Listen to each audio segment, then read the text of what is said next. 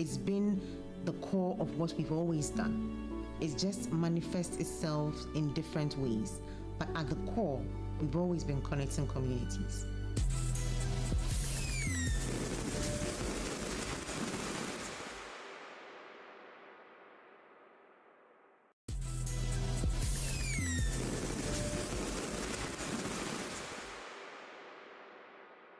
For this 20-year period, we've sort of moved from one point to the other, right? Where our focus really has been just serving the needs of businesses at any point in time. And I think we're doing a good job at that. So you are not limited to what's happening in your storefront, but you have millions of customers from Haptel and wherever who you'd be able to sell to.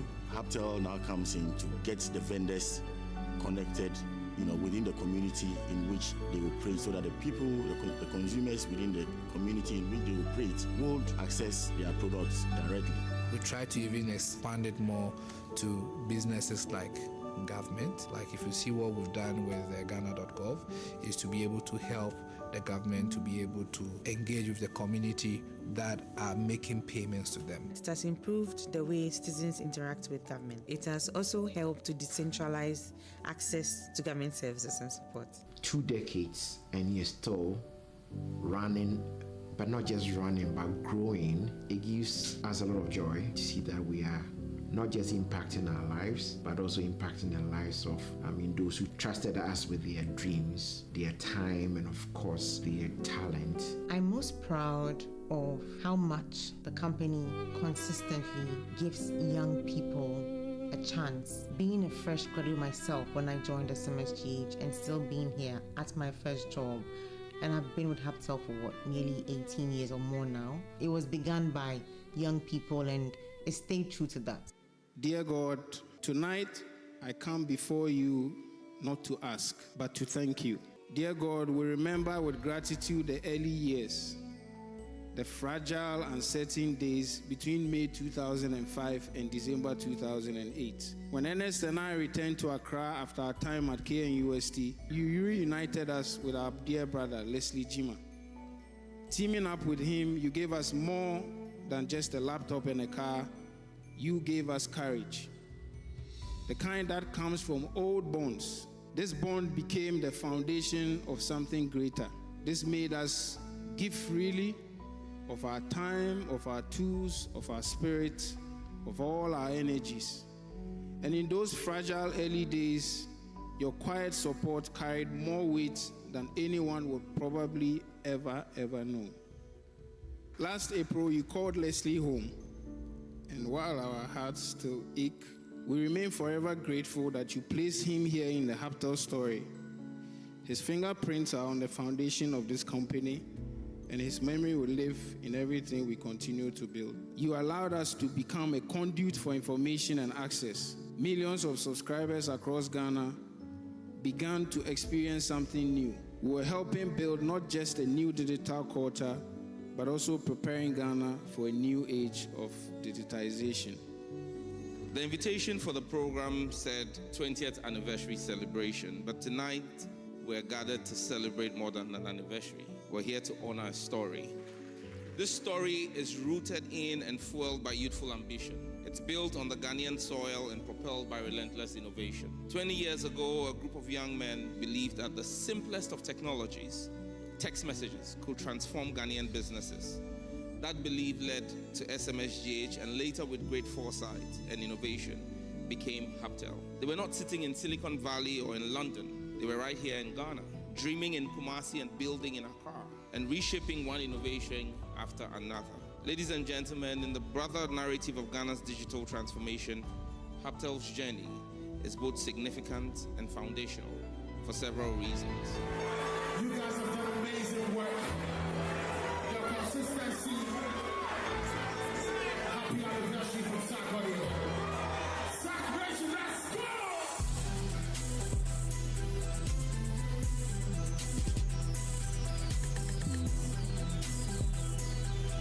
If this is 20, then 30 will be mind-blowing. We are not just building apps, we are building how Ghana does business. You know, one day people will say, even I will say, I used to work at Haptel, like it's Apple or Google. The future, I'm excited because we are not only adapting to it, we are actually designing it.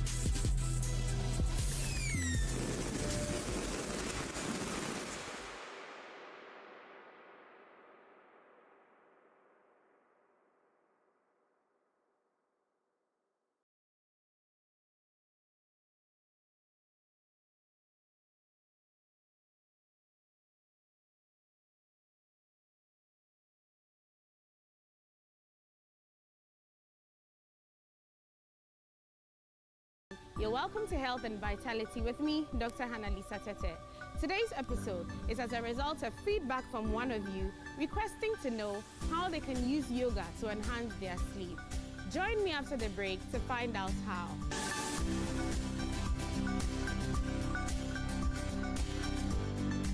Welcome back.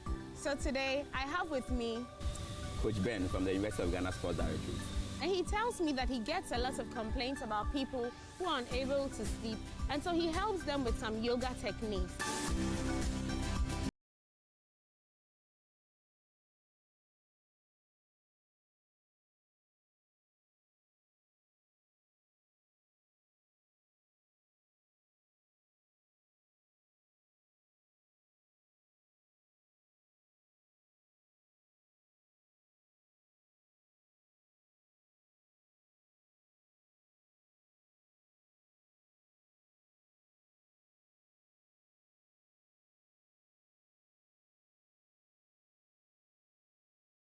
And exhale.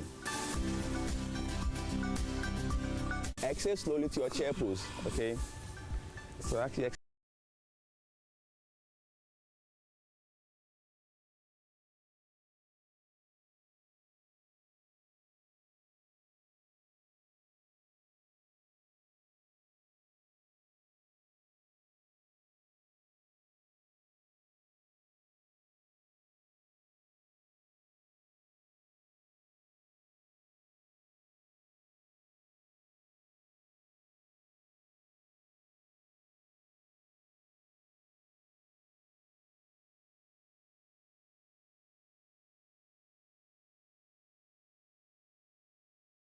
two, one.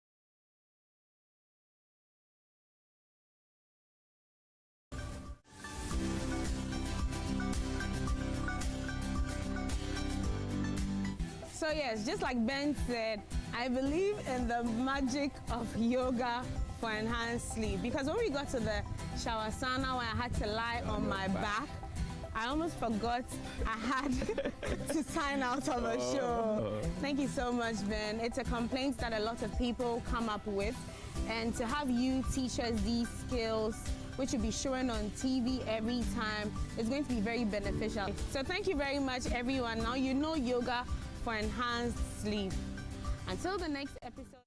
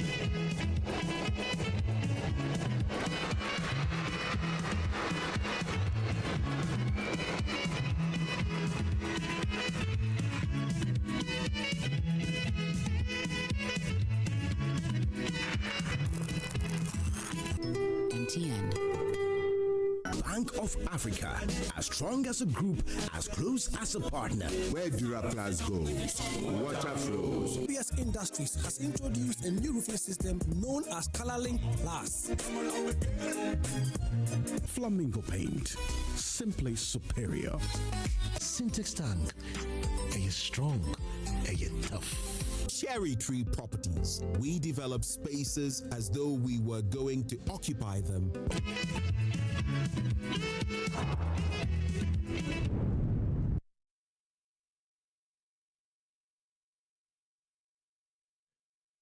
And welcome. This is Newsfile. It's your most authoritative news analysis platform. The Nolle Prosequi that the Attorney General Dominic Ayine entered for Kwabena Dufour and the 7 others has brought up a lot of talking. And it appears that we did speak too early last week because there is no debt of 5.7 billion at stake. As we understand, a reconciliation revised that debt amount to 3.3 in total. We will get to understand the outstanding debt amount and what the Attorney General secured through the negotiation. And today, conclude emphatically on the question whether or not this country was shortchanged in that arrangement. The Office of Special Prosecutor has been chasing a deal Manasseh Azure-Awini calls SML disguised at Kotoka International Airport.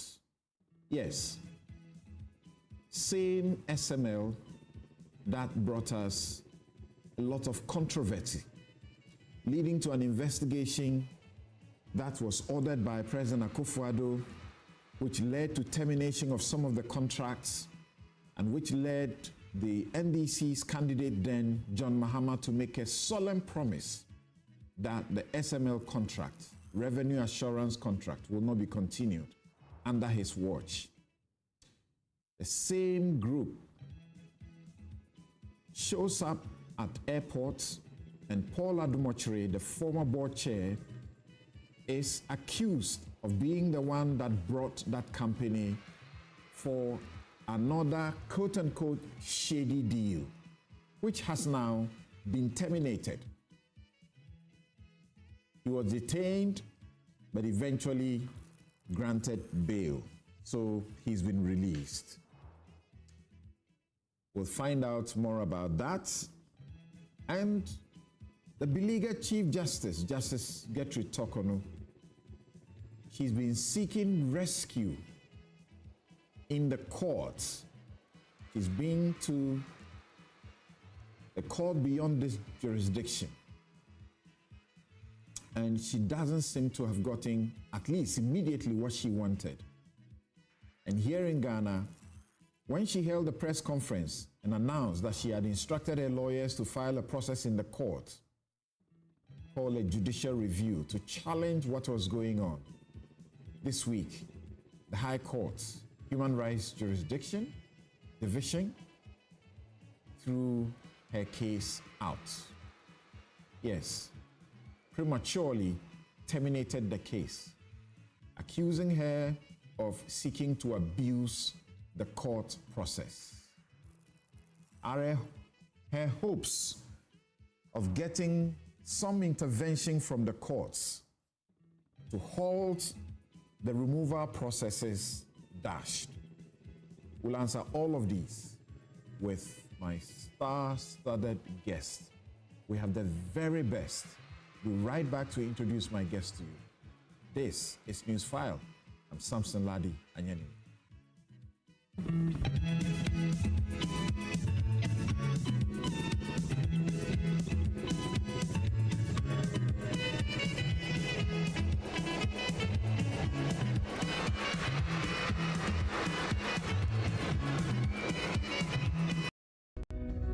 When we connect, everything is possible. Whatever seems unreachable becomes even closer. Building partnerships. Redefining the norms.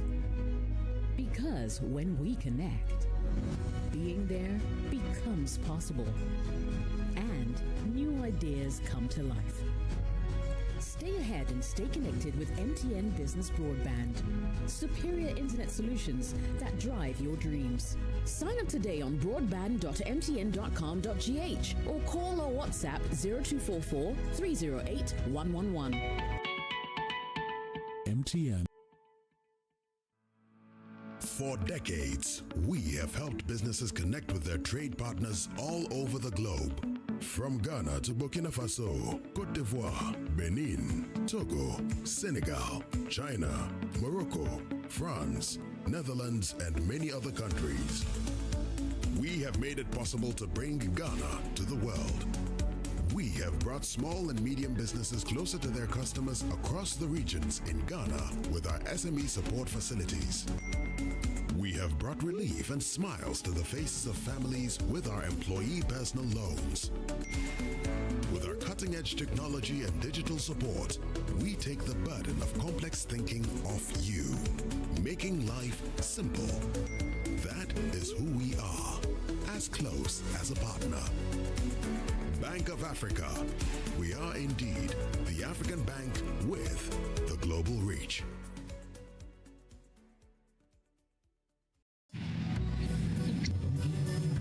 So, Charlie, the deal there, I almost get her.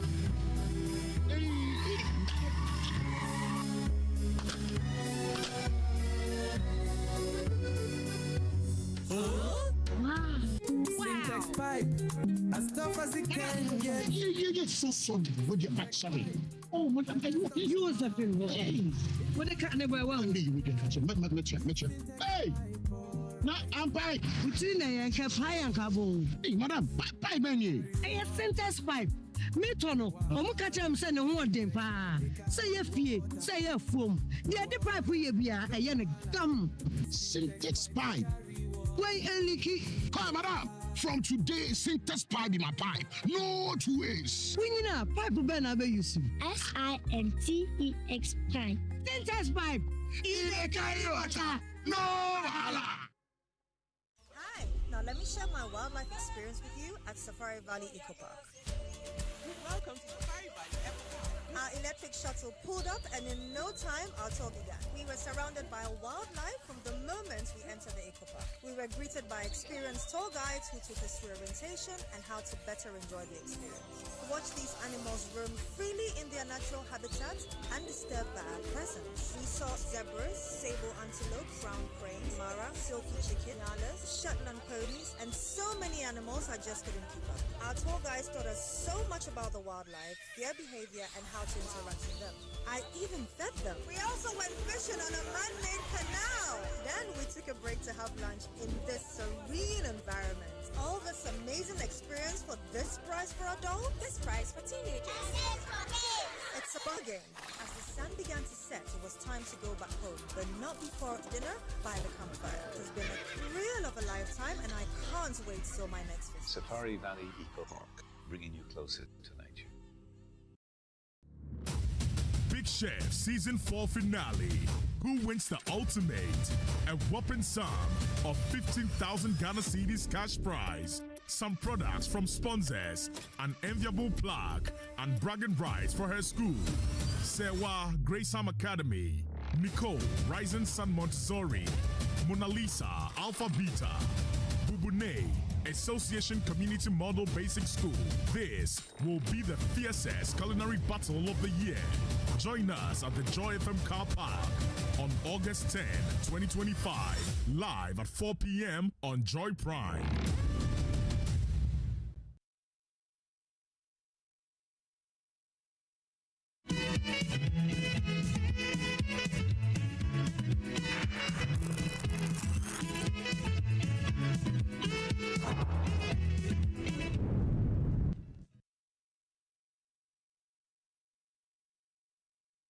Welcome back. This is Newsfile. It's your most authoritative news analysis platform, and here on Newsfile, we put Ghana first.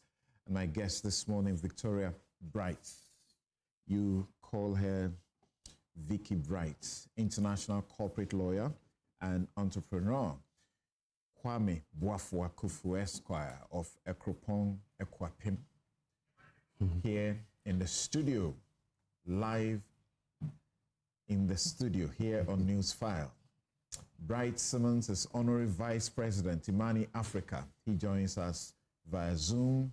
Abraham Amalba is Director General, National Road Safety Authority, and member of the NDC Legal and Communications team.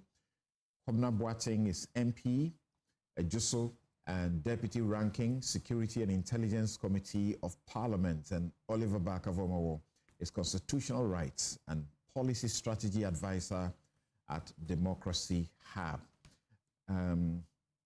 They have one. You have been quiet for too long. You want to say? There's no question that there's a change of tone, at least in terms of what the government is reporting. But also a lot of things which, I mean, thanks to the work of Erastus, we can also agree that there are failings in several aspects. There are also failings in terms of the own government's own commitments regarding the repeal of LI 2462. The government's own considerations about the use of the gold board, and in terms of what revenue is coming in, about tracking and be able to determine what is coming from Galamsey sites, or whether or not now we are state sanctioning the purchase of gold that is coming from Galamsey sites is a matter of concern. The treatment of foreign nationals as vis-a-vis Ghanaian nationals is also a question of concern. So there's a host of issues, which is, and I want to be clear, it's also about mobilizing public support to keep the pressure on. So it's not necessarily always a question about pointing out failures, but also letting the government feel the sense that there's a huge public demand for more action. And when in September are you doing this? On 21st of September. 21st of September. Which has kind of become a pilgrimage, Nkrumah's birthday. The last time that date was almost thwarted, you didn't get it. And you are hoping to gather around the Jubilee House again? We haven't put out an official venue yet, but we're still thinking through. All right. So good morning, ladies and gentlemen. Thank you so very much. And good morning, Kwame.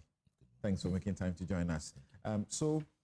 We have very serious business to deal with, but we want to begin with picking very brief comments, a minute or two from our guests about recent developments. This government is only 7 months old, but the GJA, Ghana Journalists Association, tell us that the annual average numbers of assault on journalists doing their lawful, constitutionally sanctioned duty, which is about 12 assaults. This year, we've already exceeded that number. We're doing about 14, we understand. And so we want to understand what exactly is going on. At the Ablekumanov by rerun, there was such brutality meted out to not only journalists, but also, other persons who were there to cast their ballot. And Akwatia is in sight, and there are fears that things may get worse. But Carlos Kaloni, JoyNews reporter, was at McDonald's, one of McDonald's warehouses where there was a demolishing exercise.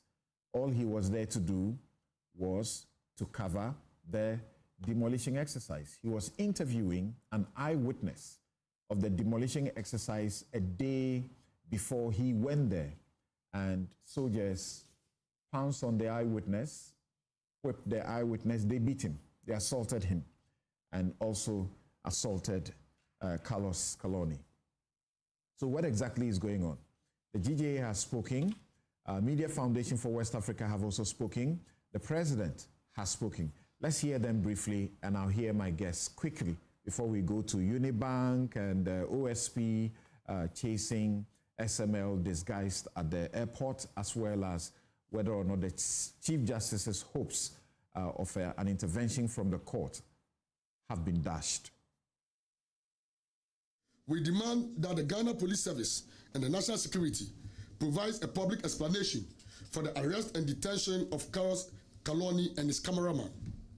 Additionally, we request the immediate release of any findings or internal reviews conducted regarding the uniform officers involved. If the Ghana Police Service fails to act decisively within the next 7 days, as already stated, the GJA, in consultation with key stakeholders, will announce a nationwide media blackout of all police activities. We will instruct our members to withhold coverage of police events, refuse participation in police press briefings, and suspend all forms of editorial engagement involving the police.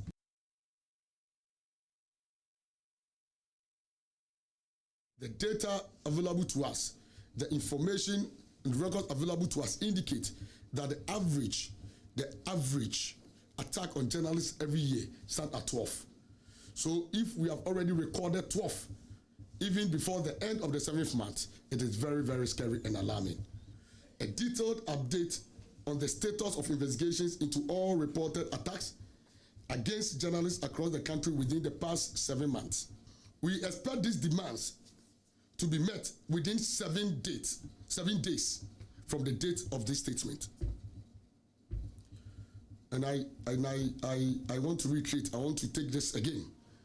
We expect these demands to be met within 7 days from the date of this statement.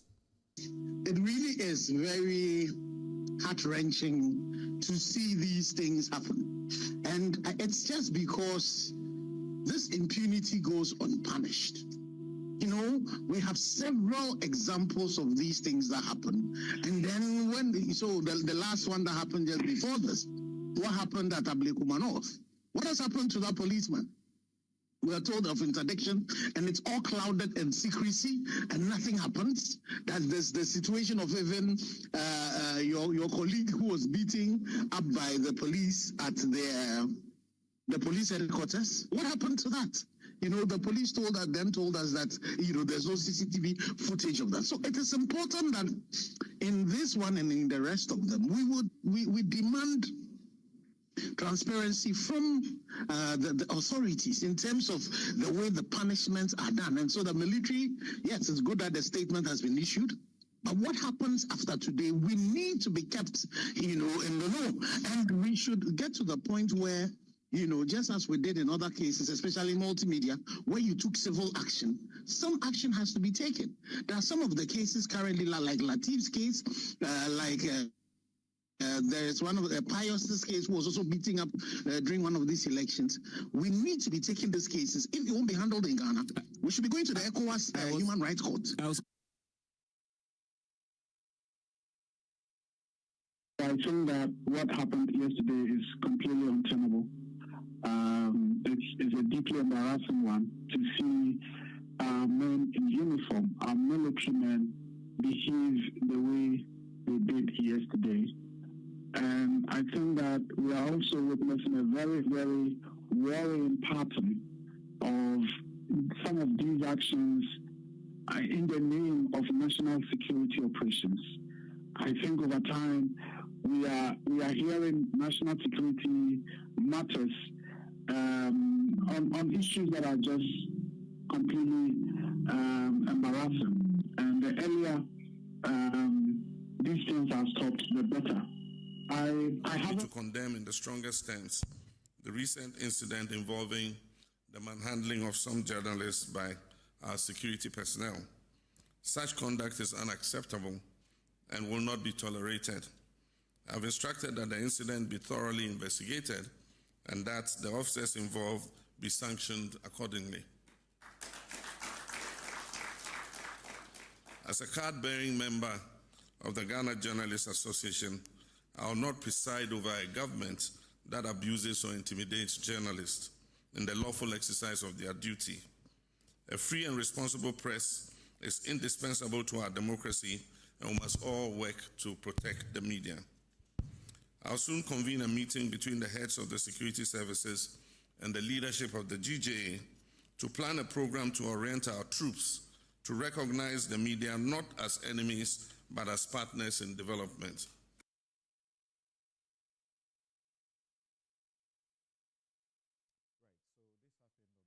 And the demolition started on Tuesday, continued on Wednesday, and this occurred. Yes, so Vicky Wright, what do you have to say about the incidents and what we ought to do to stop them?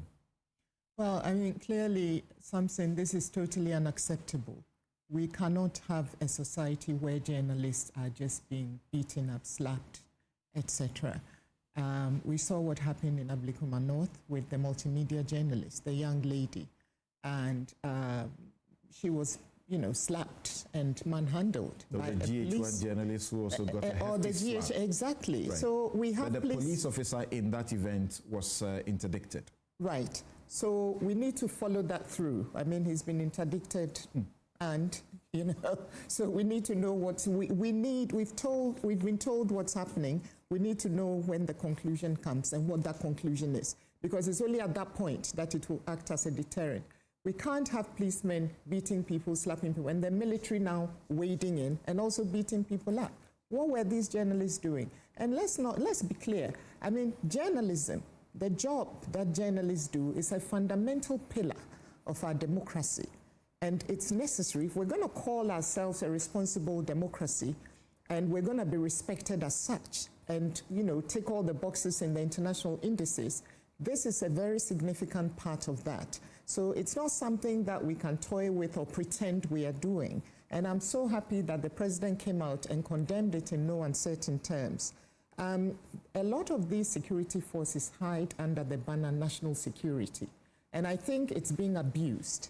That whole notion and concept of national security is now being stretched to a point where, it's becoming an avenue for abuse, for people to just do what they want to do. And we need to feel safe and secure, not just journalists, but all of us as Ghanaian citizens. The police are there to protect and serve us, as are the military. So when we get to a point where we are now afraid of them, then something has seriously gone wrong fundamentally with our society. I mean, it's just a couple of minutes comment, so I'll park it here. But it's totally unacceptable, and the perpetrators should be dealt with in the strongest form. We have now come to a point where examples must be set to act as a serious deterrent going forward. Kwame Boafokufu, the military says that they're going to conduct investigations into this, and then we'll hear from them. I like to take the matter past the issue of journalists. I think that journalists cannot be safe in this republic unless law and order in the republic is maintained for each and every member of the society. We have come to the point where people now take the law into their hands for the resolution of every simple dispute. For example, when there's an accident on the road, people no longer wait for the police. People will attack the driver. Most of these accidents between cars and motor riders, for example, result in grave collateral damage subsequently. As a society, I think we're beginning to lose the plot to the protection of the citizens. And it is that sore which is now festering into other sectors. This issue of attacks on journalists, to come to the substantive issue, is very dangerous for our democracy, because we are now headed in a place where persons who will broadcast and throw a light on persons who are to be accountable to us are now being suppressed by fear and threat, and in fact, implementation of assault. I think it's painfully unfortunate, and that the call by the president, while it's a good call, must be seen through. My learned friend on the other side spoke about the fact that the president has spoken, but what is next?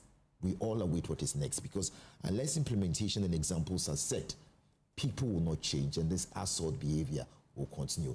It weakens the state and the image of the republic in the eyes of our neighbors, and we should do better. But we should not forget, law and order is not just for the benefit of the journalists, it's for everybody, from Accra to Gambaga, from Kita to Sishuyoso. It's important. What's your answer when you hear suggestions that the journalists and the eyewitness may have done wrong because this place had become sort of a security zone? They were doing an operation there, so you shouldn't have been there in the first place? Trespassing has its remedies either in the criminal domain or in the civil domain. It has never been the Republic's law that a person who's trespassing and when detained has to be assaulted by men in uniform. We've not gotten there. If it becomes an entrenched position, then we are in trouble. But that has never been the law. Okay. Abraham. Yeah. The military in this matter has not covered itself in glory. I saw the beating and I was shocked to my bone marrow, because I thought that the police should have been the one supervising this work and not the military. And I'm happy that the president has, in his own words, ordered the military to investigate the matter. And I'm told, and I can inform you, that the military men are in guard room now, and investigations are going on. But the larger picture is that... That is to say they have been interdicted? Because I'm told that the army don't have interdiction. What they have is to put you in the guard room. Yeah. So that's what I'm told. That's synonymous to interdiction, so to speak. That's why I was so careful not to use the word interdiction. Okay. So, but the larger picture is that we need to look at the curriculum of the training schools of these state institutions. Do they have subjects such as democracy, good governance, and media law? Are they taught? I'm asking questions. Because they are operating in a democratic setting, and you need to train them to be, amenable to the democratic principles. They definitely thought about democracy. Okay. They have it. Okay. So you need to ensure that these security agencies comply with the democratic setting that we have. If you have curriculum that is old-fashioned, when they were a force, that's the police I'm talking about, or when they were in the colonial era, then you will see some of this. But I think that moving forward, this should be the end. We should need to draw a line. There are remedies. If you have unruly journalists or unprofessional journalism, there are remedies to it. You don't whip people. You don't take cane to whip people as if they are animals. I think that should be said. Honorable, once again, and we are having this discussion, and we're saying the military, the security. Often, they have been guilty, supposed to provide protection, and they end up being the ones who are perpetrating the violence. But is it not also the case that it is perhaps the few errant ones amongst them that are doing this? But when we're discussing it, we paint all of them with the same brush. Yes, I agree with you, but it's still a concern. Whether you have a few, section of the security agencies, perpetrating what would not be in the tenets of their job. The effect is still the same, especially when it comes to journalists. It is one very sensitive item when it comes to even international ratings as to the maturity of our democracy. Anybody observing, internationally and sees that journalists are being beaten in a jurisdiction, and obviously what it means is that you are not serious with your democracy. And that is why we should begin to see it as a very serious matter. Also, when we have come to a certain consensus that in this democracy that we are practicing, without the media, I don't know what we can do with our democracy. If we sit in parliament and pass all the laws and do all the scrutiny and oversight, the executive does all that it has to do, and then there's no, what we have come to describe as the fourth realm, to take it out there and to break it down for the consumption of the general public, and also other areas of unearthing what the people need to see. Then our democracy hasn't come to where we expect it to be. So an assault on journalists is like an assault on any other arm of government, which shouldn't be taken lightly. In the larger context, and because most of these things are perpetrated by people in the security service, and my senior also did indicate the worrying emerging issues about national security. When you read the national security law, you do not see a contemplation of a weaponized group of people. I don't see that to be the intent of the law, especially even in modern times where national security is now about human security. It is about research. It is about helping government with timeous obtain of intel. It is not about people wielding guns. And, well, I was going to say something, but we are on TV. I will not say it. I happened to be at a police station where an officer of national security was asked to write his name, and it became a problem. And he was wielding, he was wielding gun. So you could see that he has no form of education whatsoever. And these are people wielding. Recently, you may have heard about this. I'm telling you, I was there. You may have heard about the issue with the Forestry Commission, where people had gone there in the name of national security to lock up estate agencies. So we have examples of states that went into that kind of rogue national security operations and its repercussions ultimately on the democracy. So we should look at it in that wider context, and deal with it as we should. Thank you. Now, Oliver, there are people who say that they are irresponsible journalists around the place. They are mercenaries these days. A lot of them around town. They are just misbehaving, and some of them, their actions can plunge this country into trouble. So if they are getting some discipline, sort of, from the security agencies, why are we complaining? I think that discipline is healthy for every democracy. The question is whether or not it's the kind of discipline that a democracy contemplates. It's never been within the contemplation of our democracy and the things that we say we abide by for gun-carrying individuals to descend onto the streets and attack whoever they think is indisciplined. It is not a great show of discipline on yourself, even, and problem. When you go from what happened to Sam George to what happened in Sherman, and there's so many instances in terms of what happened to Lateef Idrisu, and what is happening now. They are not even worried where there are cameras there. Like, they conduct these things open on camera, tells you that there's absolutely zero repercussions within the institutions themselves as to how to be able to reform conduct. In fact, when it happens so many times, I am yet to see instances where people have said that, the institution took this up and that conduct was reformed or these people were punished in a particular way. It doesn't happen. They close ranks and protect each other. And you have to try to find, justice in the courts, and even that takes forever. So how to be able to ensure that people are disciplined in terms of those who are within our security services, it's a matter that requires reflection beyond You know, there's conversations about creating an independent commission that looks at violations because they themselves are not interested in how they go about it. We hear interdictions all the time. I know of interdictions where once it's announced in the media, a couple of days later, the people are allowed and brought back to work. Right. So I think we have to deal with it as a culture problem within the institutions themselves and take it from there. All right. Thank you. Bright, are you with us? Yes. Can you hear me, Samson? Yes, Bright. Very quickly, then we go on to the Unibank's subject matter. Yes, I think after the condemnations, all your guests have been uniform in dishing them out, and I'm not going to pardon it, but there are two very important dimensions that I think probably is noteworthy. One dimension is in relation to the specificities of this particular case, where what we saw was clearly the act of soldiers.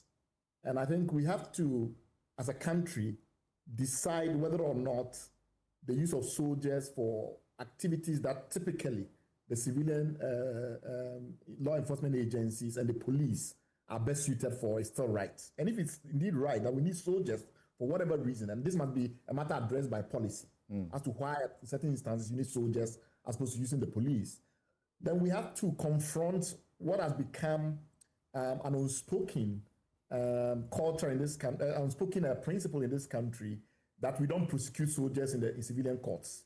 If you've noticed, in many instances where soldiers have been identified as committing some of these atrocities, it's been really difficult for the high command to pass them on to the civilian courts for prosecution.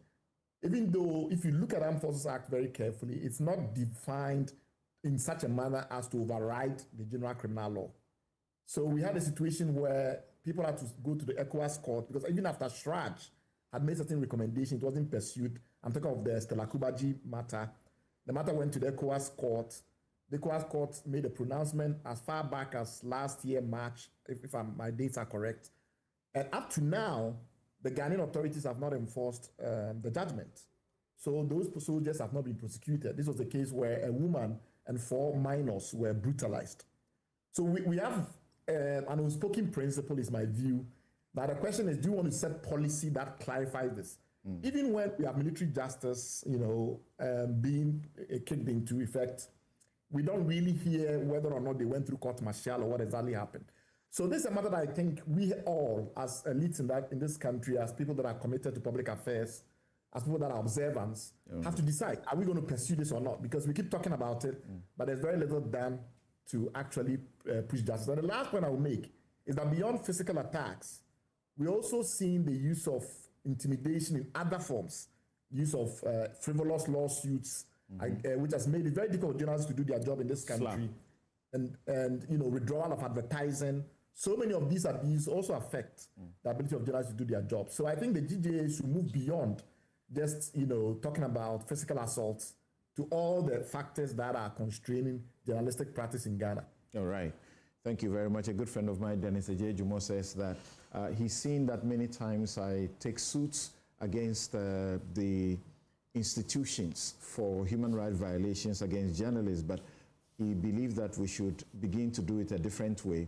Sue the individual officers, identify them and sue them so that they are held personally liable as well. Maybe when we begin it that way, we will also begin to see a lot more accountability. Right. Thank you very much for your comments on this subject this morning. Now let's go to the Attorney General, Dr. Dominic Ayine. He last week issued a statement announcing that Dr. Kwabena Dufo and 7 others were standing trial over the Unibank collapse, or the revocation of the license of Unibank, were free, and that they had a structured payment process for what they were liable for. So we start with you, Bright. You're going to make a presentation in some 15 minutes, and then I'll come into the studio. We'll spend a bit more time also with Kwame Boafo-Ekufu, and then our guests will all join to share their views on this subject matter. But what do you say? You spoke too early when you wrote your article suggesting that the recovery so far would have been, or what the Attorney General is talking about, would be only 10% instead of the 60% that he said that he was able to obtain for the Republic. You think you spoke too early from the facts and the information that have now come to our, knowledge?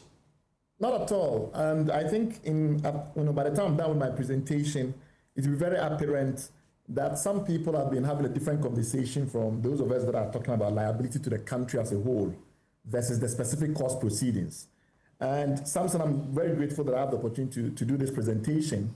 I'll start off by saying that, when you think of a bank, like any other organization, any other commercial entity, you've got assets and you've got liabilities, right? And for a bank, what confuses a lot of people is that the deposits that you go and put in the bank is not an asset of the bank. It's a liability of the bank.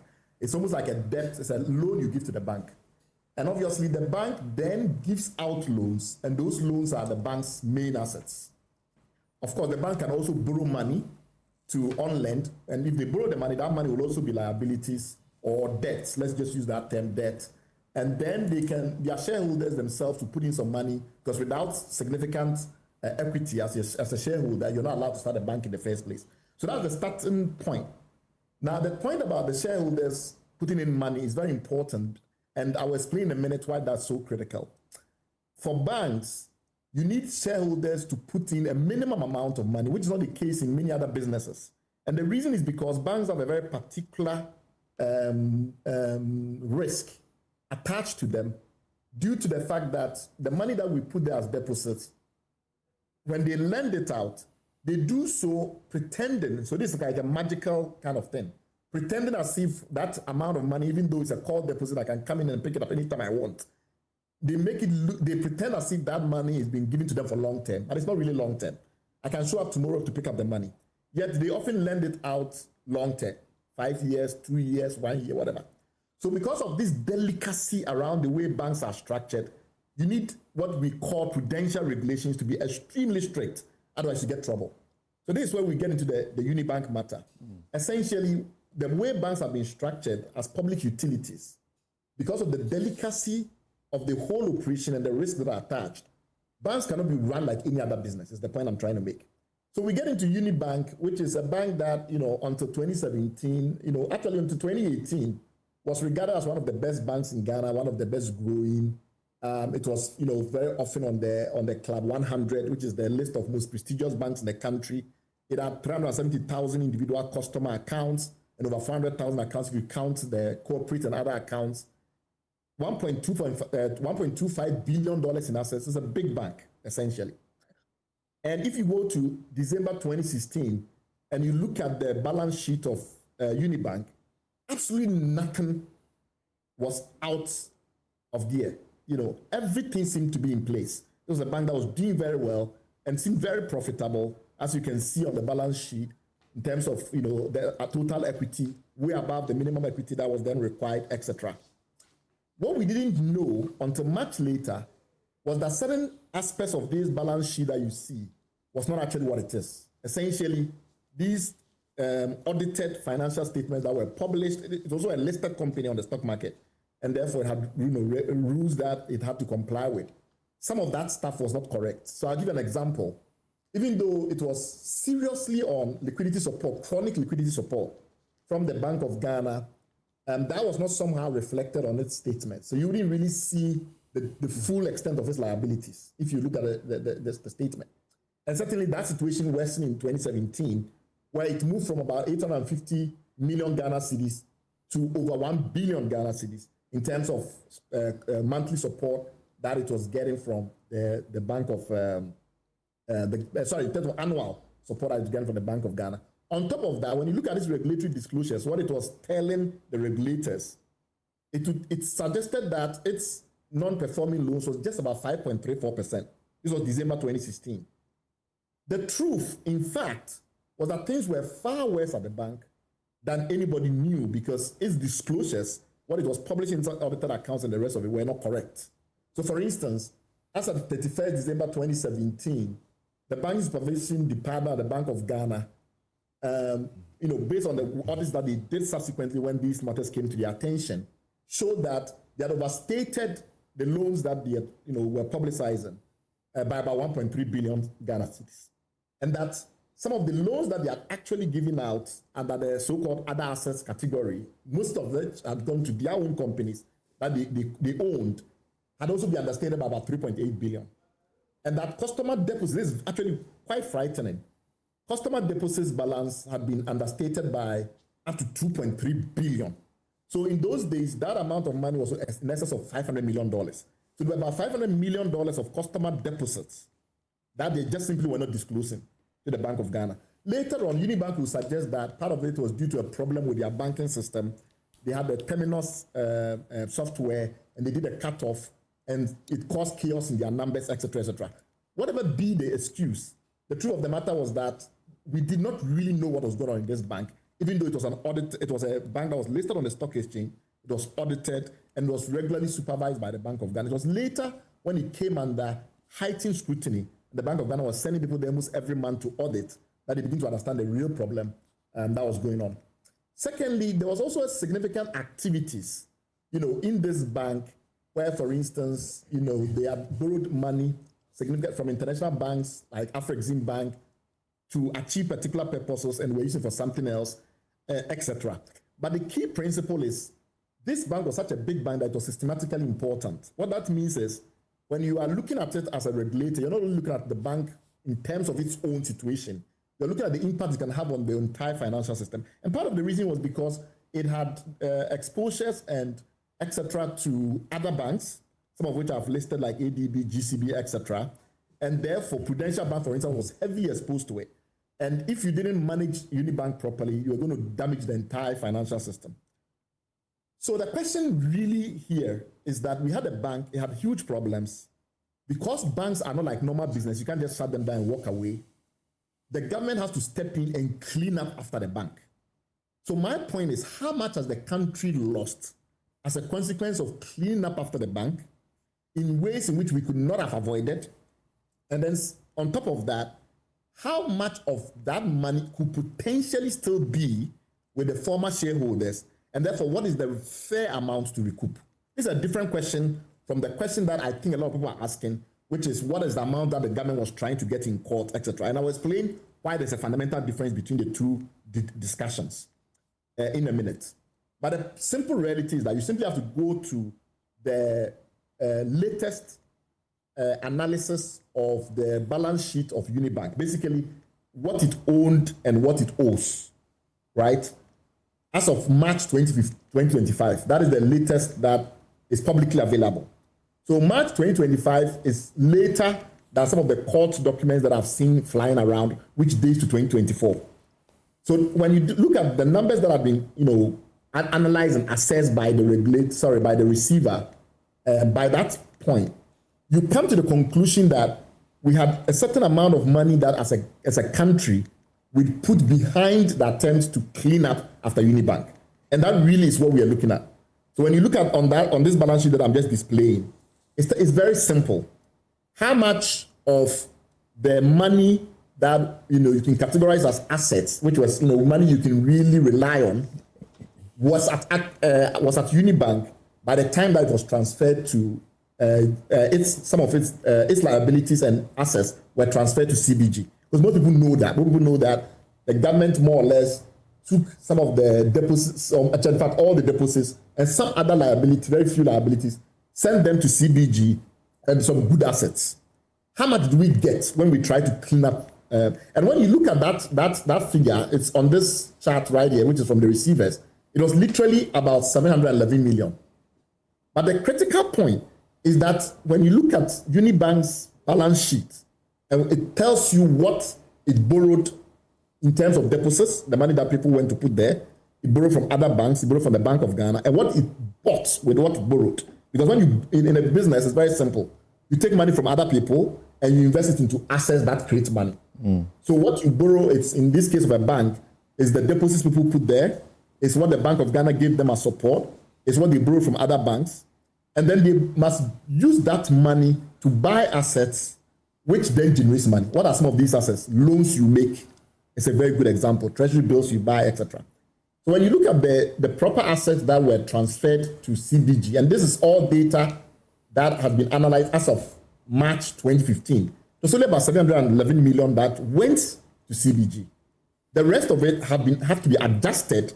And when you adjust and you look at the impairments, the money that we can't find, the money that we can't trace, etc., etc., you come to the conclusion that as much as about 7 billion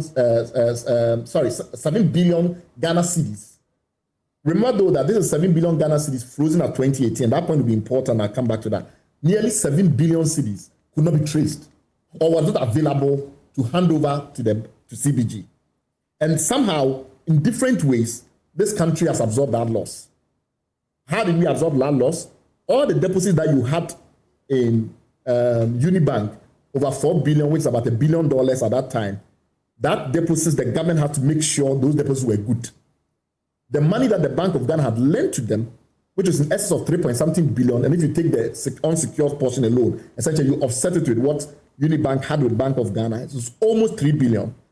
That money can still not be recouped and given to CBG. So you add all of that together, that is what I am talking about. So I'm talking about the money that the country has lost. When it comes to what the government tried to retrieve in court, they were focused on things they can prove emphatically within that adversarial process, which is the courtroom. And that's not the only place in which accountability is handled. And that is the difference between my analysis and some of the analysis that I've seen flying around. So essentially, you go into the Unibank books and you try to understand where did the money go. And that is where you begin to notice that a lot of the money eventually went to related parties. Essentially went to companies that are very closely related to Unibank. And then some of it also, due to the way in which those approvals were made, there was a belief that a high degree of liability attached to Unibank's senior executives and shareholders. And therefore, if we went to court and we said for these amounts of money, the court should help us to pull back, we stand a better chance of prevailing the court. That's not the same as trying to trace the money we cannot at this stage put our hands on and pass on to CBG. That's a different conversation. So you say, okay, there is a lot of money missing. Some of that money, we know it went to companies that these same shareholders own. And I will show you a couple of them very soon. And so we can trace that money easily. And then some of them too, we can see that they've signed some documents and things like that. And we can pile all of that and we take it to court and say, look, for these amounts of money, we think these people should pay that money back. And this is a purely litigation strategy, a prosecution strategy. It is not entirely encapsulating all the money that this country has lost because we have to step in and clean up after Unibank. And that's a critical point that I'm trying to make. So the 7 billion that you saw on that page is not necessarily the 7 billion that is being pursued in court. It's money that through Unibank's various infractions and negligence, and maybe misfortunes as well, could not be traced and handed over to CBG. And for which reason this country had to step in and make good. And that really is the logic. So once that logic becomes clear, then the matter of separating that from the issue that everybody else seems to be focusing on, which is how much money did we trace to different companies that were owned by the same shareholders who owned Unibank, and how much of that reconciliation has been done, how much of that has been separated into monies that we've now traced to other companies, and we think we can target them directly. And I'll come to that point very soon. There are over 90 lawsuits that the receiver has filed chasing different companies directly.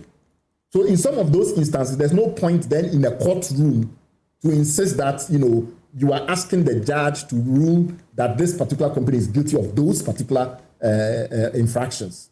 And that differences, I think, is what's confusing people. But when you look on this sheet, for instance, you will see that there are a number of big companies that are owned by the same shareholders who were the majority shareholders in Unibank. So Numa Logistics, for instance, the associated funds, the other assets category, the money that somehow went to them is almost 1.7 billion. So essentially, we are talking of something like $400 million of Unibank's money going to this other company through various schemes and devices. Holder Holdings, which has many, many properties all over Accra and different parts of the country. There's a lot of integrated properties Precision Printing, LHS, Urban Logistics. There were almost 30 companies that the owners of Unibank also owned that have received different kinds of support from Unibank. Some of them are letters of credit, some of them are whatever, some of them are loans, some of them are advances, etc., etc. Now, the analysis moves from how much money has this country lost in attempting to clean up behind Unibank to why I think that there's more money with the owners of Unibank or the former owners of Unibank, and therefore we should aim for more. Part of it is you have to look at the analysis of how some of that money moved to some of these companies. So there are companies like I've mentioned, Huda Holdings, Yawado, Numa Logistics, etc. And in many of these instances, the money was created out of thin air. So when the Attorney General says that the money that was lent to them was basically fictitious entries and we shouldn't repeat them, he's misunderstanding the issue. The fictitious entries were the credits. So essentially, you pretend that there's money there that you are lending to someone, but actually you are using deposits to lend to that person. So it's not backed by full credits. So your liabilities are expanding without a corresponding increase in your assets. That's really what was happening. But it doesn't mean that the money didn't go to these companies. The money did go to these companies. We have all the records from the work that the receivers and before that the official administrator had done that establishes that.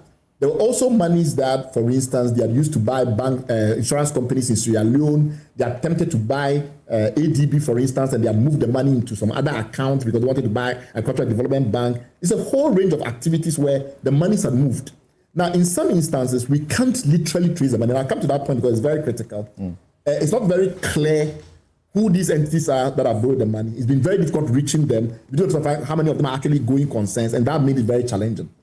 Some of the money too came from international. So Afrexim Bank, like I've told you, lent money that was supposed to go to LHS and BOST to do oil business, and that money somehow ended up not going to them.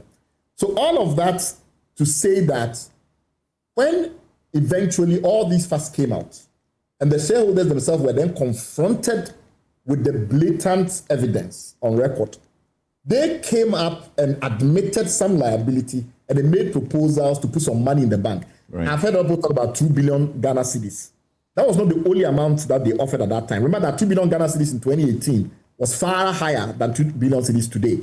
And I'll come back to that point again.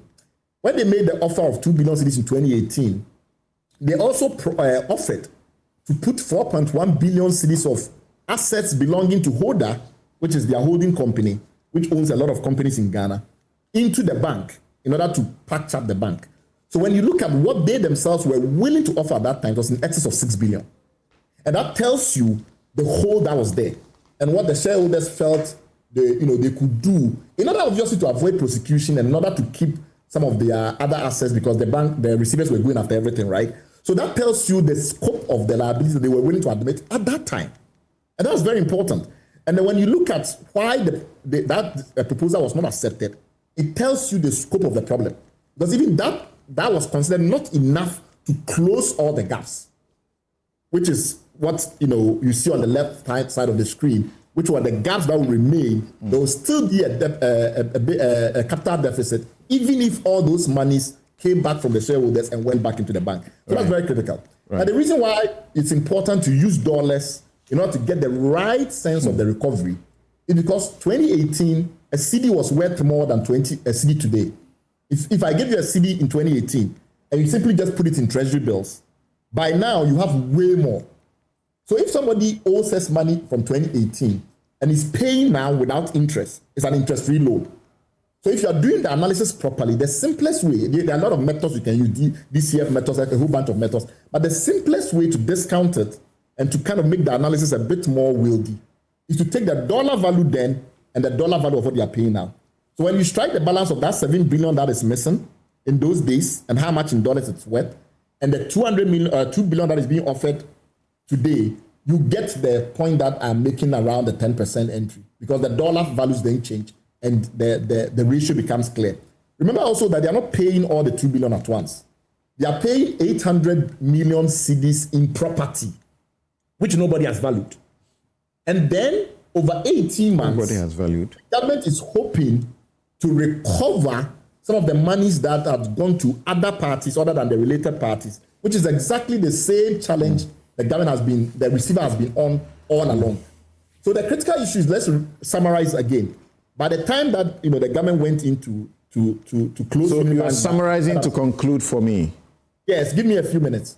By that time, the liabilities, the total liabilities of Unibank, as you can see on the screen, was 9.4 billion. That's in excess of $2 billion. That was really what the issue was. And then the question was, how much of the money could you find in treasury bills, etc., in money that was in cash, etc. And then that money was about 2 billion.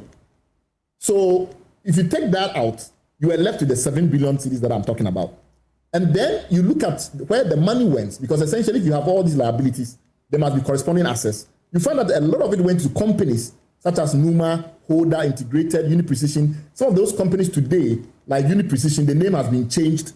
The asset in a way has become encumbered because the same shareholders have taken some loan from some company in some tax haven, and therefore they claim that they don't own it anymore. And even though they have rented the property out to some people, they have moved them. So a lot of the assets have become complicated. But the truth of the matter is that there's money that is in all of these companies. And in my view, given the money that went into them, it is very difficult to argue that the money that we are getting from them, which at this stage, in terms of the actual hardcore cash of about $60 million, is enough when the country has lost over almost $1.5 billion trying to clean up after Unibank. In terms of the debt owed, people have said that, okay, Unibank also, the government owed Unibank. Why don't you offset that? All that was calculated. Unibank itself, when it brought its numbers, was less than $1 billion in those days.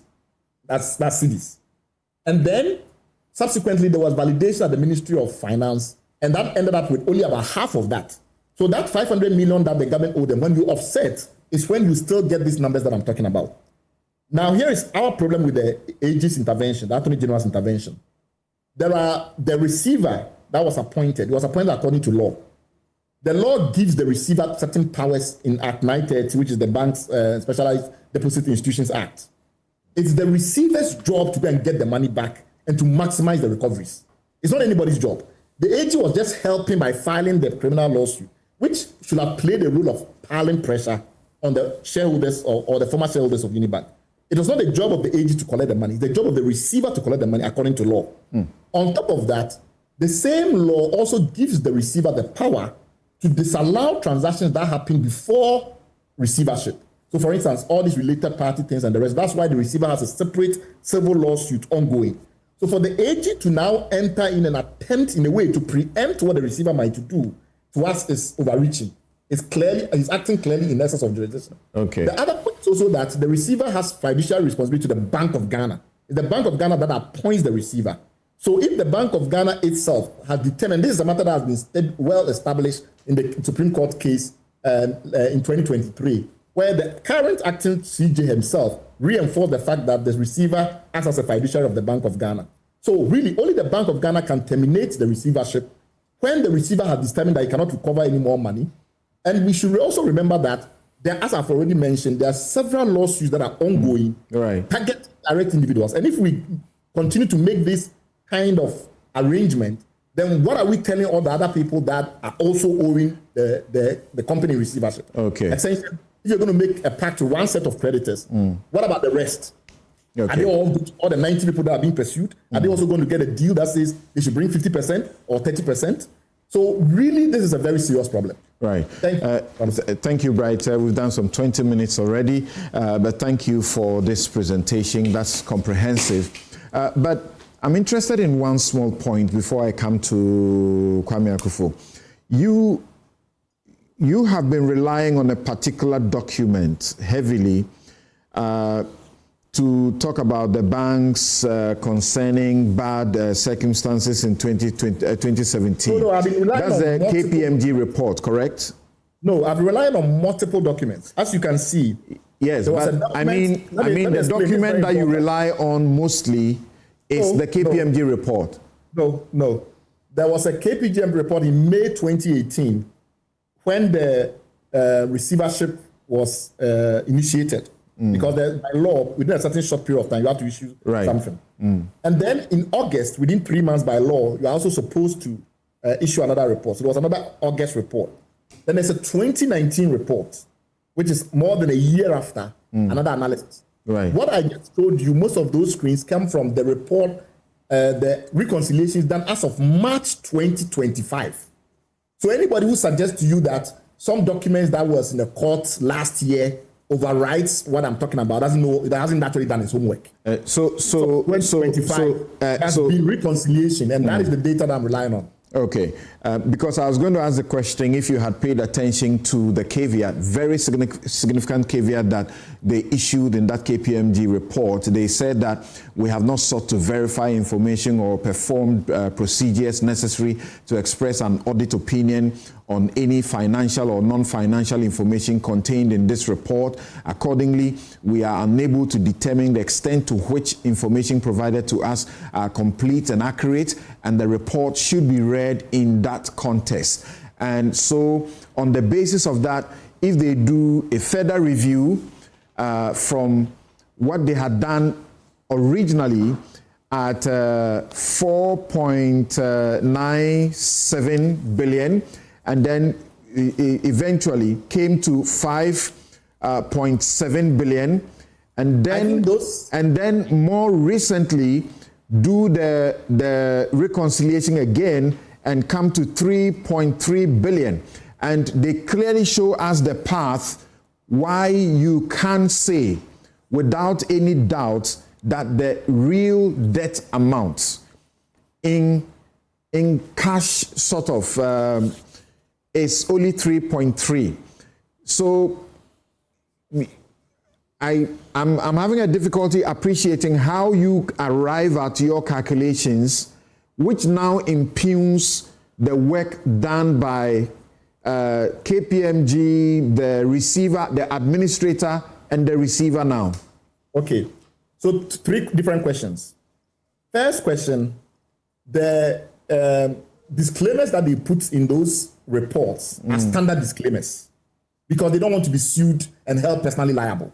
So if you give them an engagement and you sign an engagement letter with them, based on that engagement letter, they are telling you that, those we will not be held liable for anybody suing us, so you indemnify us. Okay. And it's not in only one document, it's in several documents over a long period of time. So it's not like if they started with that and then the subsequent document, they remove that disclaimer. All the KPMG documents you will see have those disclaimers because they are indemnification that they need for their own protection. So that's number one.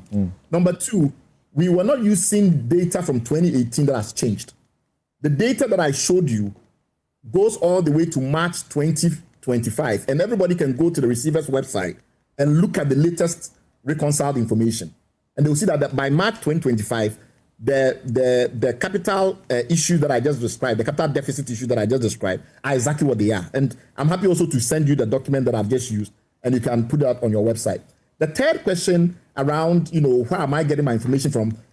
The confusion that people have is that because they went to court and in the court process tried to retrieve some amount of money, every time they decide that, okay, rather than use this particular criminal proceeding to do that task, we will simply pursue some other individual directly. People confuse that to mean they've revised it to say the money is not lost. No, there are about 90 different lawsuits in which they are pursuing different obligees, people that have obligations and other liabilities to Unibank. And those are separate matters. So if they decide that instead of chasing this particular individual, we're going to chase somebody else, it doesn't mean that the money is not missing. And that is, I think, what we have to clarify for people. I've a good number of questions for you, but because we have done quite extensively with you so far, and I have other guests in the studio, let me come to the studio. Otherwise, we have to note that the AG insists that he took a pragmatic and holistic approach, and that as far as he can see, 100% recovery was not possible, and a conviction was not guaranteed. And that's how come he brings us the Bage Capital situation, which I understand they will appeal anyway, where he had the opportunity of taking 10 million and he refused. And then eventually, we've lost that case. So he gets 0 in that regard. And to think that both the criminal and civil cases have persisted for over 6 years with no immediate resolution in sight, he believed that this is a best approach.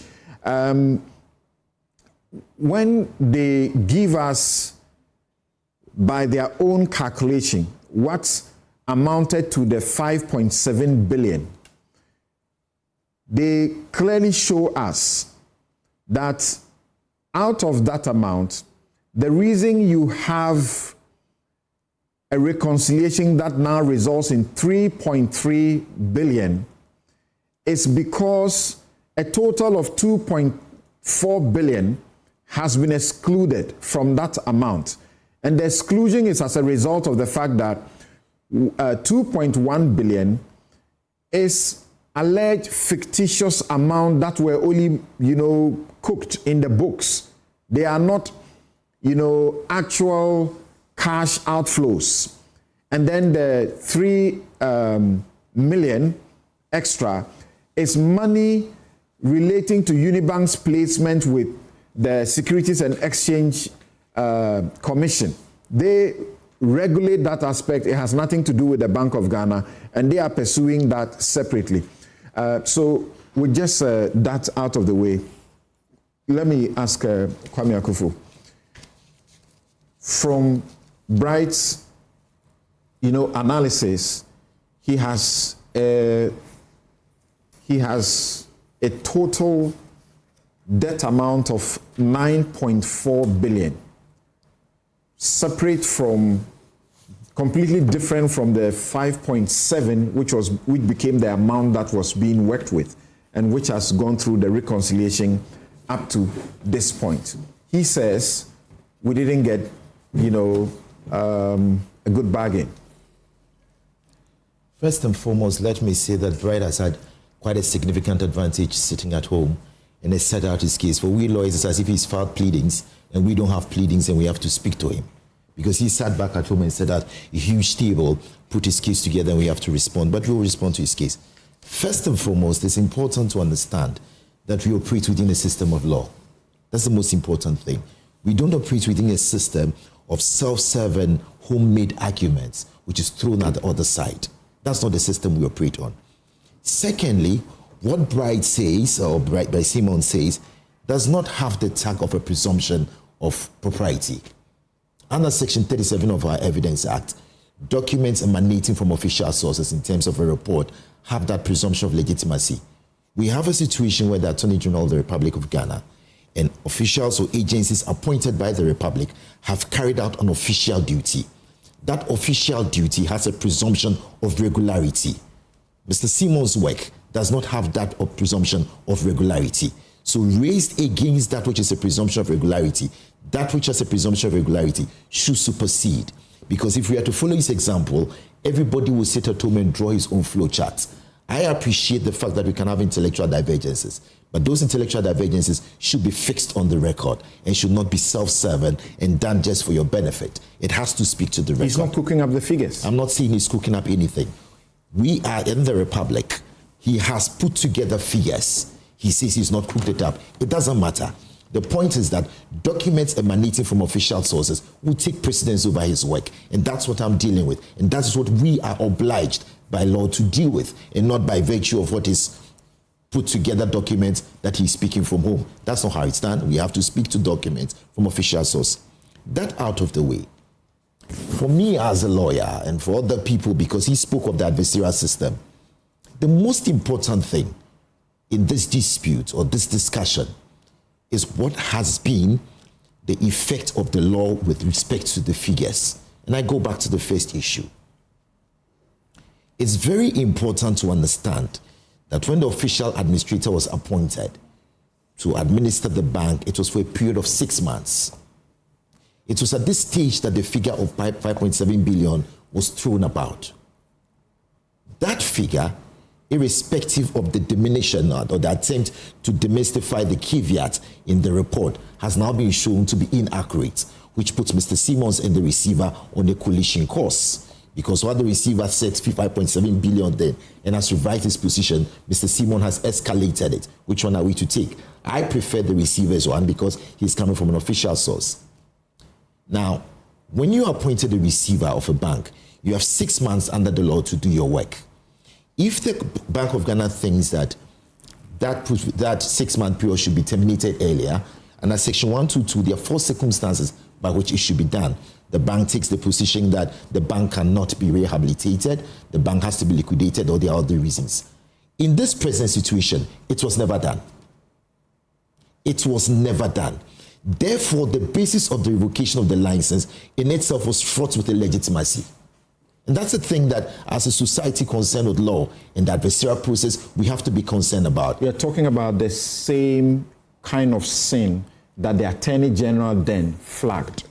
Well, perhaps we're on the same page. Okay. That kind of thinking is not one that I heard Mr. Simmons speak about. He never addressed it. He never spoke to it. He jumped it. But those are obstacles in our path, and they must be addressed. The question which arises for consideration is whether or not the revocation of the license was done properly. 6 months period was given for the official receiver. It was not adhered to. Section 122 was completely forgotten. And then they moved on and then they pulled the bank's license. There is no evidence. For example, the receiver, the official administrator, upon giving the authority to administer the bank, set out a report. That report is not the kind of report that the Bank of Ghana could have revoked the license on, because the bank did not revoke the license under Section 16 of the Bank of Ghana, the Specialized Deposit Taking Act. Even under Section 16, the Bank of Ghana was required to give a month's notice to Unibank for them to make representations as to how the bank will have been rehabilitated. This was not done. The question then which comes back to the fore is that in the absence of these conditions precedents, are we not entitled to step back and ask ourselves, how do we move on from here? So whether or not they gave them the opportunity to proffer an alternative as to how the bank could have been rescued, they still went ahead to do so. They have suggested that they were going to inject 2 billion and subsequently 2 billion, and all of that was rejected. That is correct. Now, this letter of, if I pull it back here, is a letter of 5th June 2018 in which this offer was made to the receiver. Unfortunately, this was not given serious consideration, and we've come back to square one.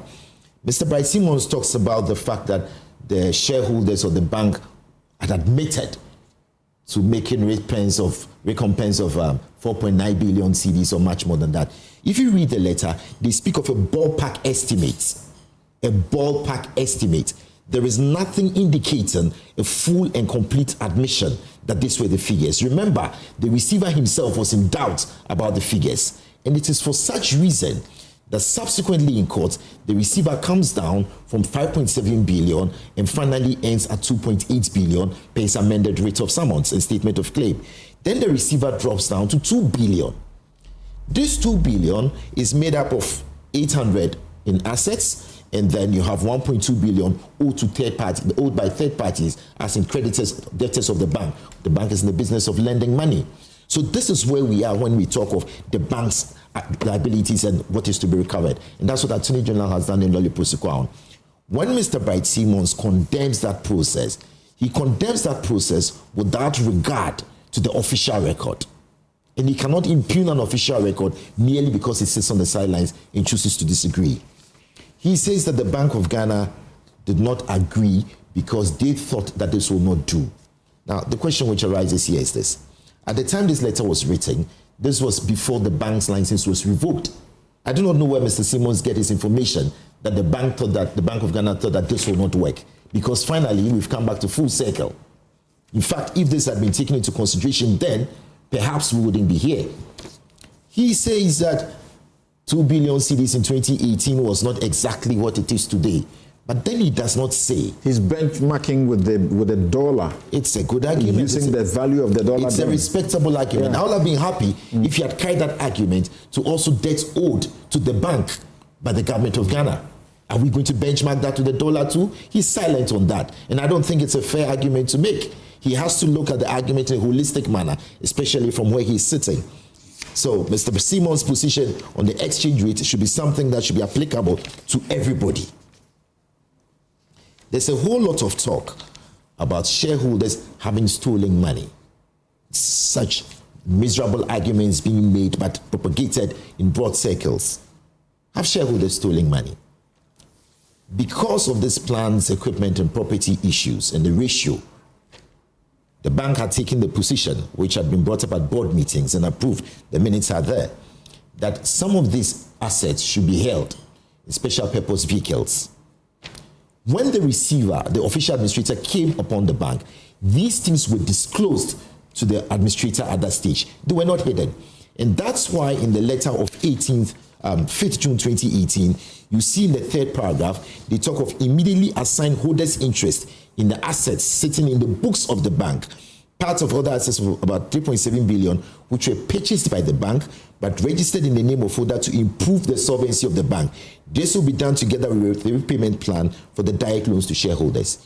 So clearly, this idea of fictitious entries, yesterday I read a beautiful note by my learned friend on the other side in which he spoke of fictitious loans, and it is for him that I make this point.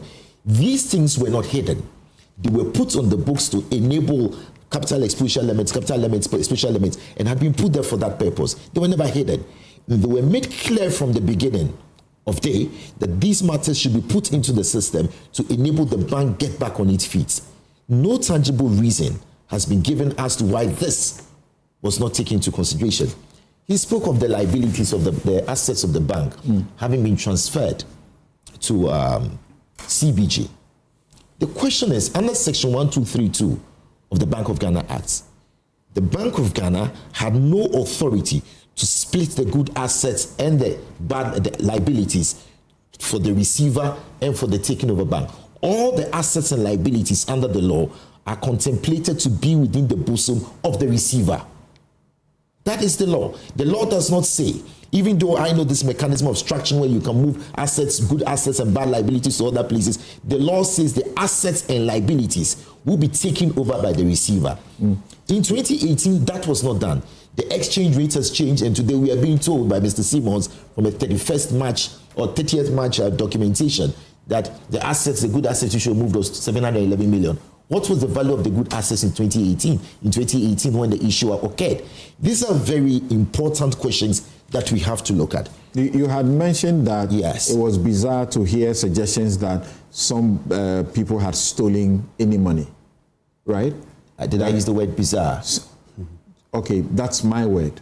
Okay. And that there was nothing like, theft. Yes.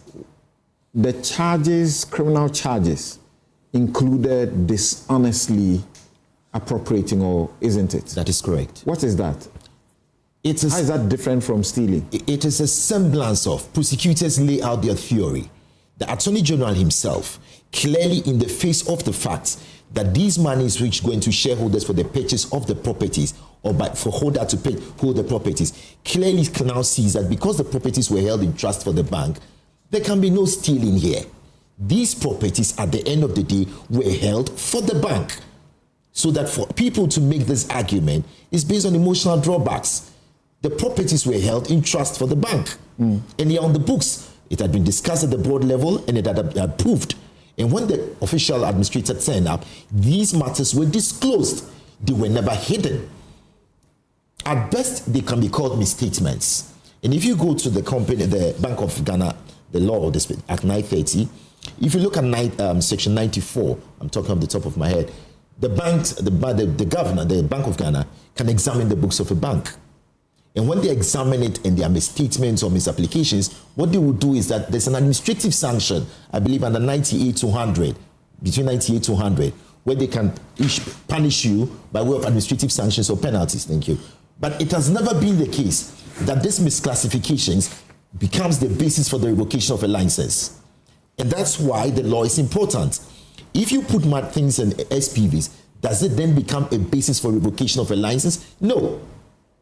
It does not become, because the primary remedy under the primary punishment under the law is that when that happens, the person suffers administrative sanctions, especially when the assets have not been looted away but are being held in trust for the bank. Bottom line, yes, the state has a good deal in this approach to terminating the case. I believe so.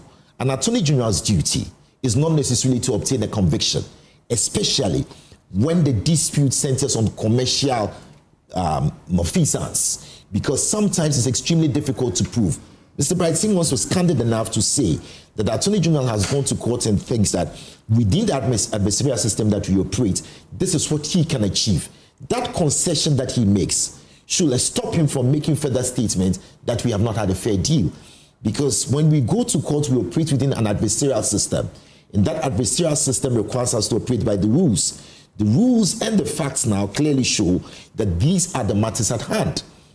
Their cooperation of the shareholders or the former directors to give to the government of Ghana to recover the 1.2 billion does not make the 1.2 billion a liability of theirs. So we have to get it very clearly. Unless Mr. Simmons can say somebody is stealing money. But there's no such evidence. The minority has raised some questions. Very well. And the public is concerned. Yes. That this is an attorney general who was lawyer for this same party. True. So smacks of conflict of interest, smacks of collusion to get his client off at the expense of the state. I recall that in constitutional law class we were taught about the doctrine of necessity. If I became a Supreme Court judge tomorrow, is it the case that if something was concerning Nane Akufo-Addo, I could not sit upon it? If, for example, I was Chief Justice, tomorrow I couldn't hear the case? The Attorney General has found himself in an office where he has to deal with people that he acted for in the past. By virtue of the doctrine of necessity, he has to take a decision. I always say that when a person exercises a discretion, the mere fact that you have a disagreement with the person over the discretionary use of that power does not necessarily mean that the person is wrong. The question at stake is on the facts available and on the basis of the reconciliation of 2 billion cedis, has the Attorney General taken a decision which is pragmatic, fair, reasonable, and considerate within the circumstances, or should we continue litigating? You have to look at the cross-examination, for example, of some of the bank's witnesses, where, for example, in terms of the capital adequacy ratio, the method which had been used to calculate it, witnesses were pulling back, claiming they didn't even know who had done it. When the 5.7 billion cedis was put to witnesses, witnesses were stepping back as to how that figure had been arrived. An Attorney General is entitled to take a fair position before you lose the case, because you see, in a criminal prosecution, it's proof beyond reasonable doubt. So at the end of the day, taking into consideration the fact that the revocation of the license was not done properly, and that's a matter that Mr. Simmons, for all his scholarship, does not speak about. Perhaps you do a counterclaim when we are finished speaking, but he doesn't speak about that. And we, for us as lawyers, always say that you can't put something on nothing and expect it to stand. So we have a situation where the revocation itself was improper. We have a situation where the audit figures have kept changing. Nobody can make the reasonable argument, can make the stand-up argument that the receiver is now in collusion with the debtors. It will be untidy to say so. So if the receiver today says in court, by way of his amended writ of summons, as had...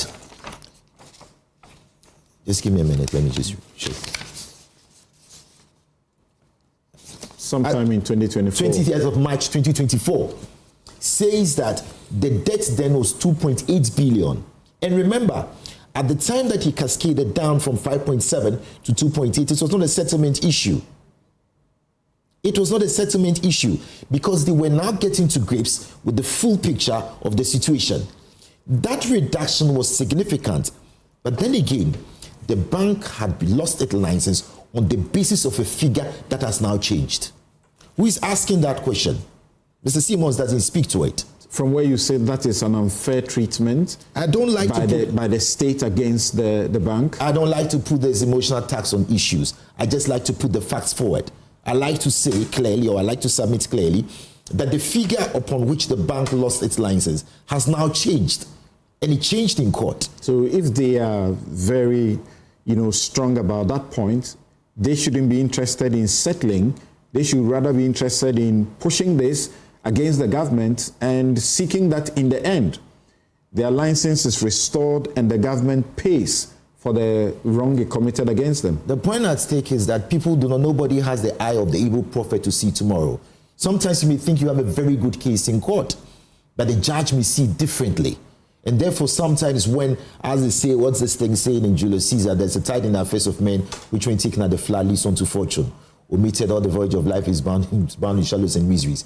On such a full sea are we now afloat, and we must take the current as it serves or lose our ventures. Perhaps that's how they see it. I cannot get into their minds. But sometimes it's important to take what you have rather than to wait for the end. The question is, or the fundamental point that we can never run away from, is that the license was revoked on a figure which has now changed. That's the point you have made a number of times now. Yes, I was emphasizing this, so I come down to it. So now that we've come down to 2 billion cedis, and the apportionment and the components have been made very clear, and the Attorney General is settling on it.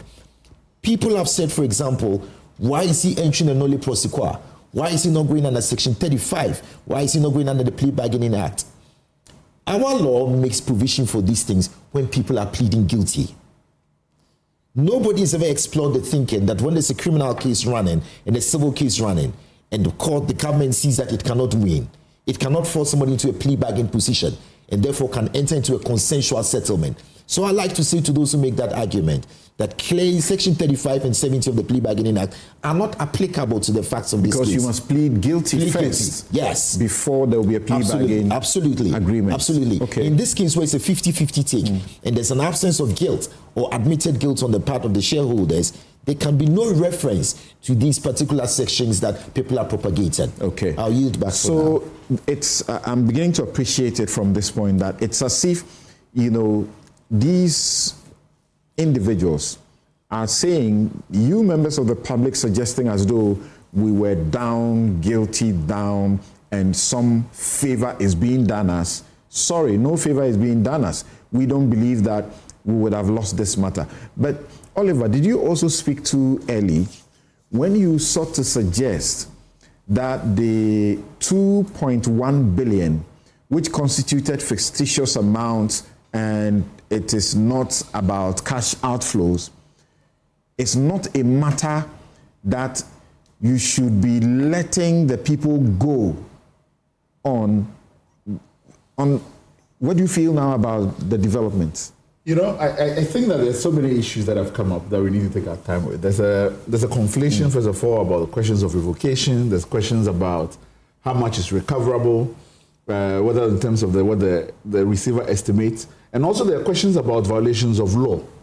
Now, in white-collar crimes of this nature that we're talking about, it is not a simple question of whether or not a person stole goods and how many goods are. There's a reason why the financial institutions and trading, and also in terms of listed companies, we regulate them in a particular way, because they have the ability to procure significant private advantage that we must be careful of. So for instance, when you take the receiver's estimation of related party transactions that happen, the law says that it cannot be more than 5% of the bank's net owned funds. Now, those fictitious transactions is to obscure the capital position of the bank in order for you to be able to engage in lending to related parties of up to 5.3 billion. That's a serious crime. There's a reason why we regulate and we try to prevent this, because there's so many economies that have been wrecked by these kinds of conduct, and we want to prevent that. So when something like this happens, and you come back and say that, yes, even though we're doing this and we're manipulating and cooking our books, there's no money lost, essentially, because we still owe you money. The reason why we limit the extent of related party transactions is of the difficulties of recovery. So you might say that, well, it's still loan owed by an individual or an entity, and then we can use the civil term that is non-performing loan. But in fact, what you have done is that you have been able to dip into deposited funds and use it for your own private businesses and refuse to pay back. May I just say a word very quickly? Okay. I did not say that there were loans given to the shareholders or related parties. I said that these properties were held in trust for the bank, and that when the issue came up, they were disclosed, and that if these were misstatements, there's a remedy and a punishment regime for it under the law. That's what I said. I didn't say there were loans. So about the point you make, the Attorney General is telling you that, look, I'm looking at the money. I'm looking at the expense the state has to go to seek to recover something. And I'm looking into the future. I'm saying, if this matter will take us how many years, by the time we're done, I probably may have nothing, to sort of recover, even if I won.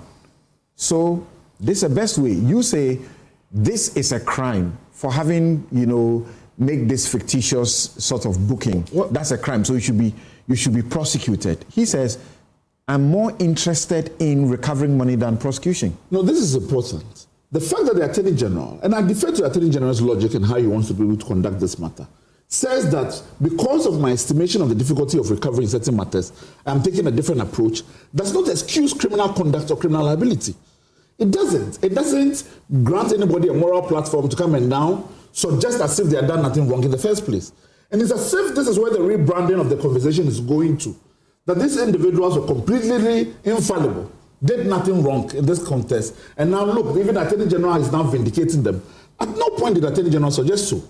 The Attorney General says, I have looked at the difficulty of how we can recover some of the monies made. And when he's talking about recovery of monies is not relating to the crime of cooking the books. He himself admitted that there was a lot of book cooking that happened. So when he's talking about recovery, he's only talking about money that I can be able to get. There's no doubt, even in terms of the receiver's attempts to recover money from Unibank, that there's been so many challenges. The matter was first struck out, they went to arbitration, they are challenging the arbitration. We're just going back and forth on the process of how we're able to recover the money from. In 6 years, only 2 witnesses. This is a question that invites us to be able to re-look at our judicial system. It is not a question to now allow other people to suggest that we were always holy in the first place. And that's what I kind of see a real branding of the conversation. But they say that they admitted from the start, from the outset, that this 2.1 billion is money that, was fictitiously now, you see, put in I have there. never So they haven't said they I are have never infallible. held a million cedi before. So when I hear things like it is only 3.7 or 2.3 billion, I quiver in my boots to say that we are talking about huge sums of money. When somebody says that, oh, oops, you caught me, I can bring back the money and be free. What are we talking about? These are huge sums of money. So it's a question of also, again, the criminal justice system is not only set up as a state for the recovery of monies alone. And if the driving logic is that whenever people caught themselves in this case, we take how much we can get and go away, we must think about the repercussions of whether or not we are disciplining conduct within the banking system, generally for everybody, for the posterity. So I have no problem if the Attorney General says, even if we are going to lose this money, posterity and the health of our economy for the long term requires that we must take these decisions and go forward with it. Even in the question of the wage capital, whether even though money has been, well, let's say at the status of affairs now, that the Attorney General says we've lost the criminal case, it doesn't stop a civil case from going forward. A civil case is a recovery which is a bit different standard of proof. So it doesn't stop that. Recovery can still pursue. Civil recoveries can still go on. And this is a point the Attorney General has affirmed. Yes. That is a civil process that is seeks to recover money. So the civil process must go on. But the criminal implications of individuals within our society that are able to misuse public depositor funds or obscure their use of depositor funds and then invite the state to put in money, so much billions to be able to save them because too big to fail, or you must be able to protect depositors because there might be a run on fund managers and other things. Does it not matter, or does it matter that the bank's exposure to the government was partly the reason they were in the circumstances they were? I see these arguments all the time. Government borrows money from every bank. The portion of what the government owes the bank does not impair the bank's capital ratio position. Like, it is not so significant as to be an excuse or a red herring that we use to divert the conversation. Yes, the government owes everybody. The government owes individuals who are waiting for tax refunds. It doesn't mean that when they commit crime, you said about you owe me money, that's why I couldn't pay, or I was hungry at a particular time. That's the kind of straw argument that is being set up in this case. So the question is, in the significant time when the decision to revoke the bank, the license was made, was the amount owed by government so significant that if it was paid, it would have saved the bank? No. There's a suggestion, and what you have reference to, Dame's advice. Dame's advice is not saying that the revocation is incorrect and improper in law. Dame says that his view is that Section 114 cannot lead to the appointment of a receiver or the termination of a license. He's referring to the report made under Section 114. He has not said at any point that the Bank of Ghana cannot exercise its powers. Based on the information that was received from the receiver, and say that there's been Section 16 breach, or for which reason I'm going to under Section 123 and appoint a receiver, there's nothing that impugns that decision that the bank is capable to make. In fact, the only basis, and it's not true that the only basis under which the Bank of Ghana can revoke a license is when you are not able to refund money or other things. If you have been given a license, you're supposed to respect the body of our laws under the law, and you have shown consistent disregard for those laws, which has led to significant impairment of your capital position. The bank says that, no, this is not a bank that can be run honestly by you individuals, and so I can revoke that license. It's a different matter, and I know that whether they are entitled to pursue it or not is different. But there's an important concession that he made even in his speech, which is that our decision, you quoted a poem, that our decision whether or not to go and pursue those claims is that you must also evaluate other factors. It is the same other factors that the Attorney General is evaluating in this case, because we know how the nature of the judicial system is, and has decided to take a particular position on it.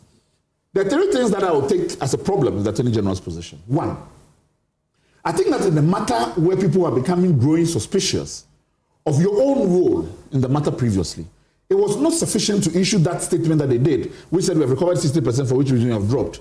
We should have been brought through a workshop process where we understand reasoning before you issue that kind of statement. So that was a failure in the first place. It is not true, and this suggestion that because you once acted as an attorney general, you are compelled by necessity to be the ones who is involved in that role. We see that same of thinking that we are challenging with respect to empaneling powers of the Chief Justice and other things that we are doing in this state. When the Attorney General in Trump's case decided that Trump was being investigated, he decided that he was going to build a Chinese wall, appoint other competent individual to be able to handle this case and advise the Attorney General properly. There's nothing in our laws that stops the Attorney General from having a special counsel, from having any of the other officers take the lead on this matter because of his own previous dealings, irrespective of your power. The fact that power that exists doesn't mean that remedial actions cannot be taken to be able to insulate yourself from the decision-making process around this, particularly when it is legally possible of legal contention.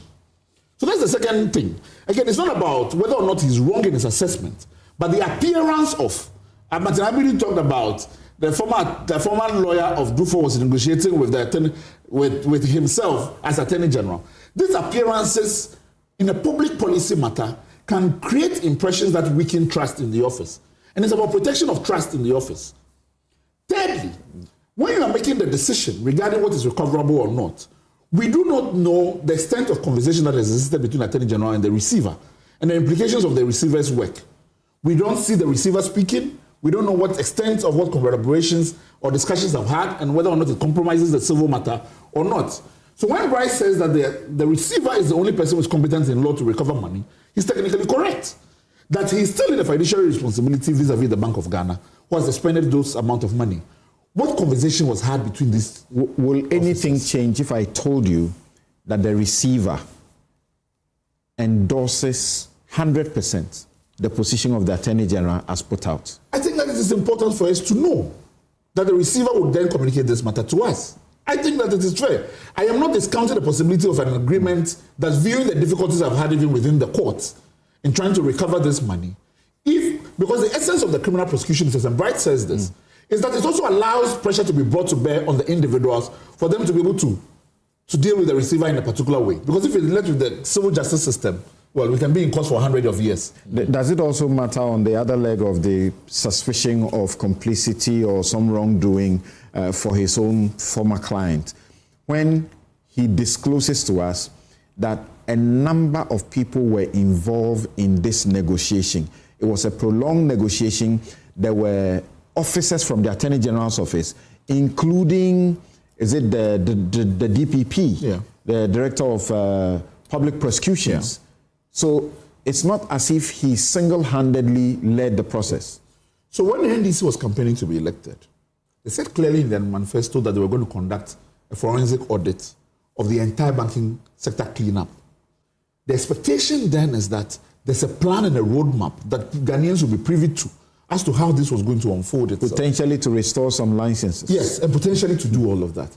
Now, we haven't been given the benefit of a holistic review as it stands, and then be able to assess how this decision-making was going to happen. Now, I said that the process of how we reach the decision, that has to be sufficiently workshopped with Ghanaians. That if the Attorney General, who is clearly not media shy, had come out at the beginning and said that with a specific question of Unibank, I am concerned about the delays in trying to recover. I'm concerned in the state's case against them in the criminal process. And so this is the procedure I'm going to put in place. And whatever comes out of it, I am going to abide by, because of my own previous dealing with it. Unless I feel that I have an ethical duty to protect the Republic, even in the instances where the committee or the process I've put in place does not go far enough in the protection of the Republic. If we are being brought along in this process, I do not think that anybody who then sees that the Attorney General has said that this is what we have done, and this is why, on the basis of that, we have taken the decision, will be so aggrieved. It is the absence of information, particularly in a state where people have grown accustomed to elites getting away with crime, that people then feel sort of heart-changed. And it's a damage to his own credibility and reputation that he did not think as a politician in this process. And what do I mean by this? A politician carries the people along. So it is not just a technical question of what lawyers do in the closed confines, but also how you bring the public along to buy in the end result. So we don't take that for granted. I think that they took that for granted in just trusting his personality and what he says at the end of the process. From where the receiver sits, and I'll bring in Vicky Bright now, from where the receiver sits, in fact, when you say the recovery is 60%, from what I've become aware of how the receiver thinks, it's actually potentially beyond 60% recovery. So the criminal case involved transactions amounting to 1.2 billion, out of which the accused persons have committed landed properties valued at 824 million towards the settlement of their debts. They think that that would amount to a recovery of over 60%. In fact, that would be 69% in that case. In the civil case, the amount totaled 5.7 billion, including the amount in the criminal case, which has now been revised to 3.3 billion on account of the fictitious loans recorded on the bank's books, which do not involve cash outflows. Based on this, the people involved, the accused persons, again propose to settle through what they say is a structured, approach. The sum of 2 billion. They can see this clearly as yielding a recovery of over 60%. Once again, this will be precisely about 61%.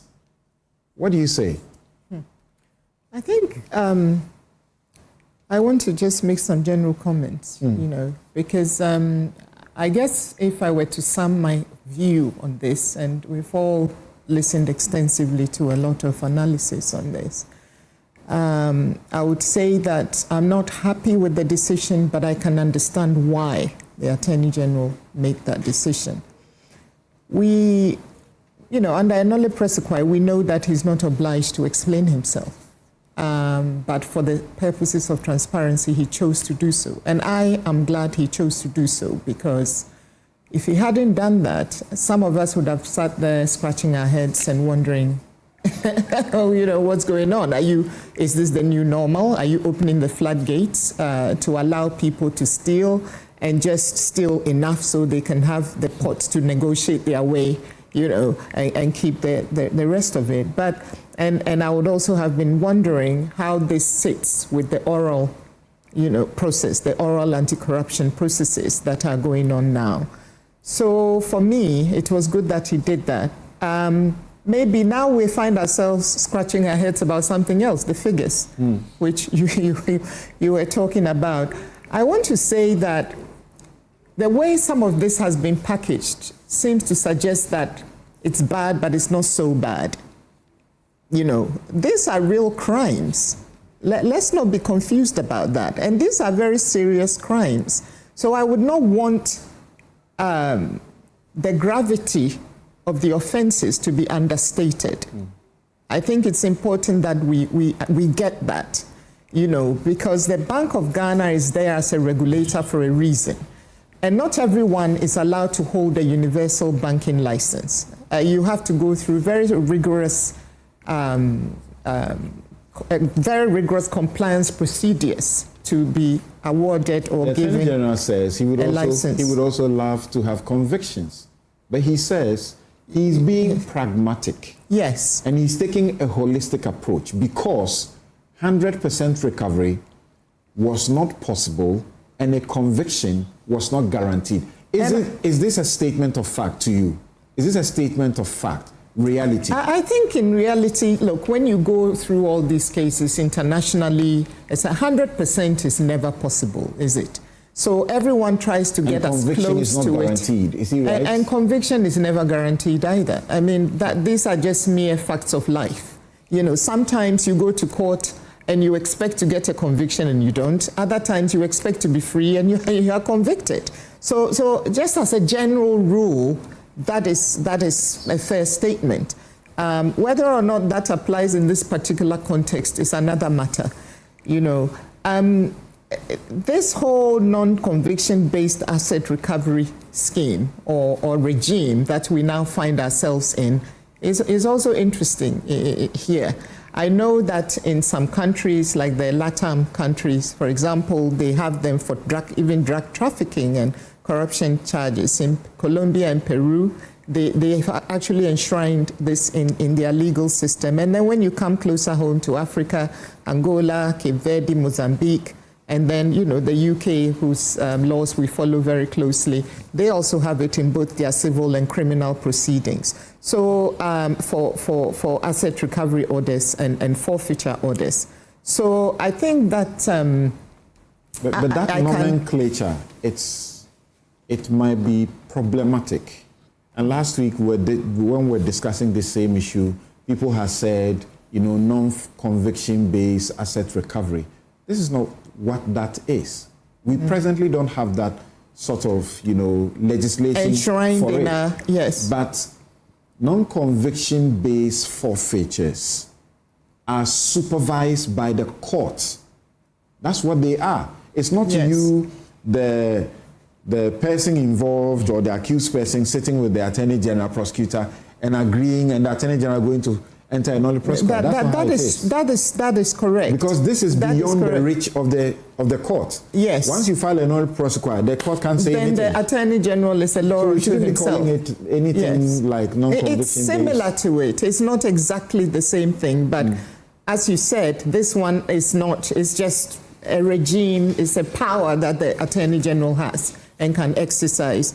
And I'm thinking that he has this kind of regime at the back of his mind when doing these things. And that again is applicable. That again is applicable because we need to educate our audience too. Yes. It's applicable to where the law enforcement ascertains and makes the conclusion that you have what your income cannot explain. Yes. Yes. This is a completely different thing. Yes. Like in the Constitution, Article 2864. 2864. That if after your declaration of your asset, if we find that you have something which is not attributable to your income, attributable to inheritance, a loan, or reasonable earnings, then that will be forfeited because it is you can't explain it.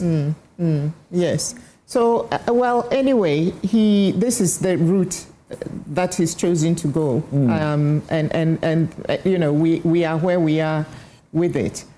So what I'm trying to say is that the context which he provided was helpful, because without that, I think there will be serious questions that would have been asked. Okay. My question, which I'm asking myself, is that where is the punishment in all of this? Because there has to be a punitive element. Do we, for example, are we saying that these are people, or should we say, or probably we should say, that they should never be allowed to run a bank again or any financial institution again? They should not be allowed to even be directors of companies again, because you have managed things so badly. Those are the rules, actually. So that is the situation. If your bank's license is revoked or your financial institution's license is revoked, this is the consequence you suffer. Yes. Yeah. So we just have to make sure that, because they have a lot of related companies. They have a lot of related companies, and we are being told in Bright's expose, he said that some of these related companies have been resurrected or disguised under other names. Almost 30 of them. Almost 30 of them. So when I say what I say, I'm stretching into those related companies. Because yes, under Act 930, it's clear that what the consequences are. But we have to look beyond the face of it and look into some of these related companies. These related transactions that they've been involved in and all that. I mean, there's a lot of deception here. A lot of deception and just hoodwinking the regulator, you know, and I'm not saying the regulator is innocent, because they should also have been able, their audit should have actually disclosed some of these matters. So I guess that's another argument for another day.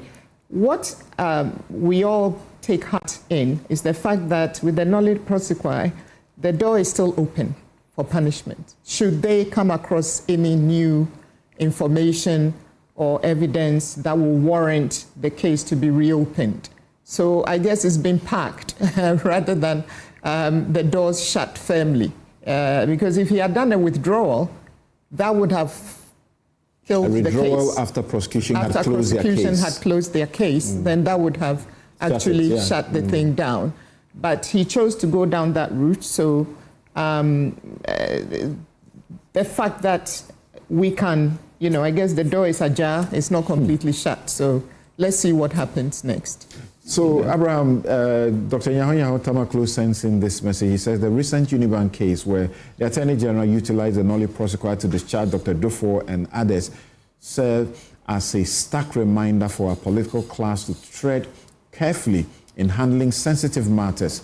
The application of such legal instruments, while within the bounds of law, can be perceived in various ways by the public. It's crucial for leaders to consider the implications of their actions on the populace. Given the general public's limited understanding of the legal intricacies, it's imperative that electoral promises are honored to avoid perceptions of being taken for granted. The trust between the governed and those who govern is fragile and must be nurtured. When promises are made during elections, there is an expectation that they will be fulfilled. Failure to do so can erode this trust and have far-reaching consequences. This is what Nyaho Tamaklo is saying you are bringing upon yourself, that the goodwill that you have as a government is eroding. You are losing it. Samson, I don't think this falls squarely under what Nyaho Tamaklo is talking about, even though he's talking about it.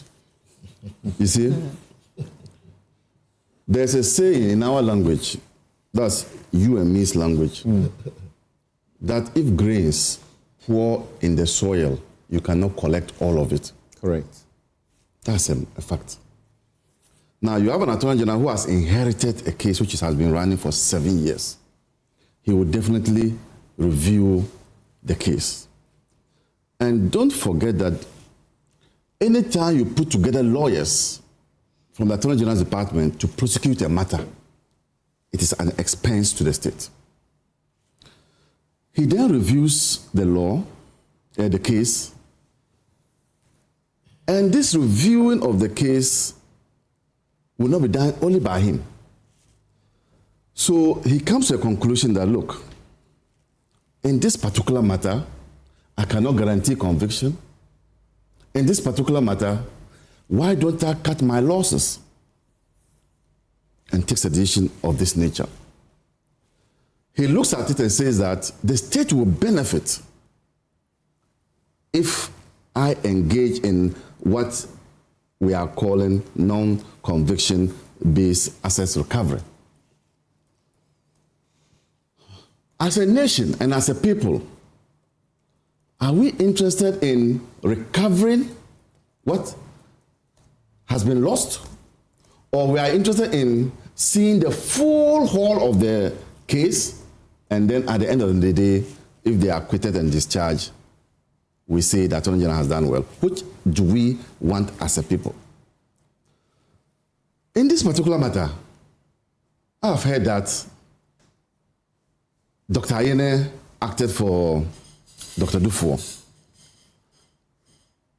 Kwame Akufo has rightly indicated the doctrine of necessity, but let me also place on record that he only appeared once. It is not as if he conducted the case. At the trial, he wasn't part of the case. The case was actually taken over from him to Safo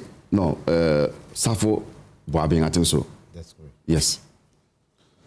And so, those who are talking about the fact that Attorney General is using his position to, as it were, free NDC connected people, I ask the question, why is the prosecution also only about the NDC connected people? Why is the prosecution also just about NDC connected people? So, I am of the view that once the Attorney General has taken this decision, we need to subject that decision to scrutiny. Is it actually true that 60% had been recovered? We need evidence to show. That, for me, should be the argument. That, for me, should be whether it is true that the state will benefit from this 60%. The next thing is to say that... Before you go to the next thing, you just a while ago endorsed the doctrine of necessity as espoused by Kwame Akufo, right? Yeah. Not too long ago, the Chief Justice was embattled, and there were cases that were going in the courts concerning her, and she was still empaneling the judges.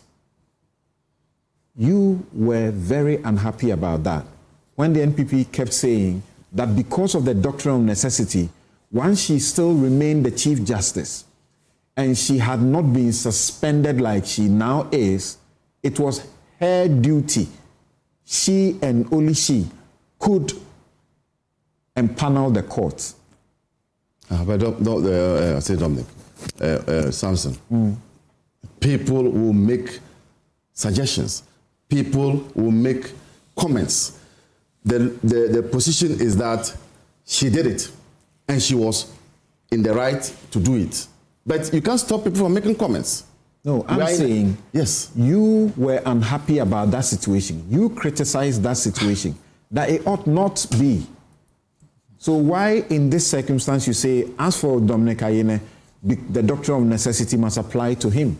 Samson, I have indicated to you that whatever decision you take, once it's supported by law, doesn't mean that people will not still feel uncomfortable about. But at the end of the day, her position prevailed. And so this is also one of the situations where the doctrine will apply, and it will apply in favor of the Attorney General. The other thing has to do with the fact that if the Unibank matter, which is before the court now, which is before the Attorney General now, and he has, as it were, provided this way forward, are we also going to be interested in whether or not the state has violated the rights of Unibank when procedures that were supposed to be followed for the liquidation were not followed? The revocation rather, were not followed? Are we going to be interested in that? And I also disagree with my good friend when you spoke about the fact that what government owed Unibank was infinitesimal. It doesn't matter.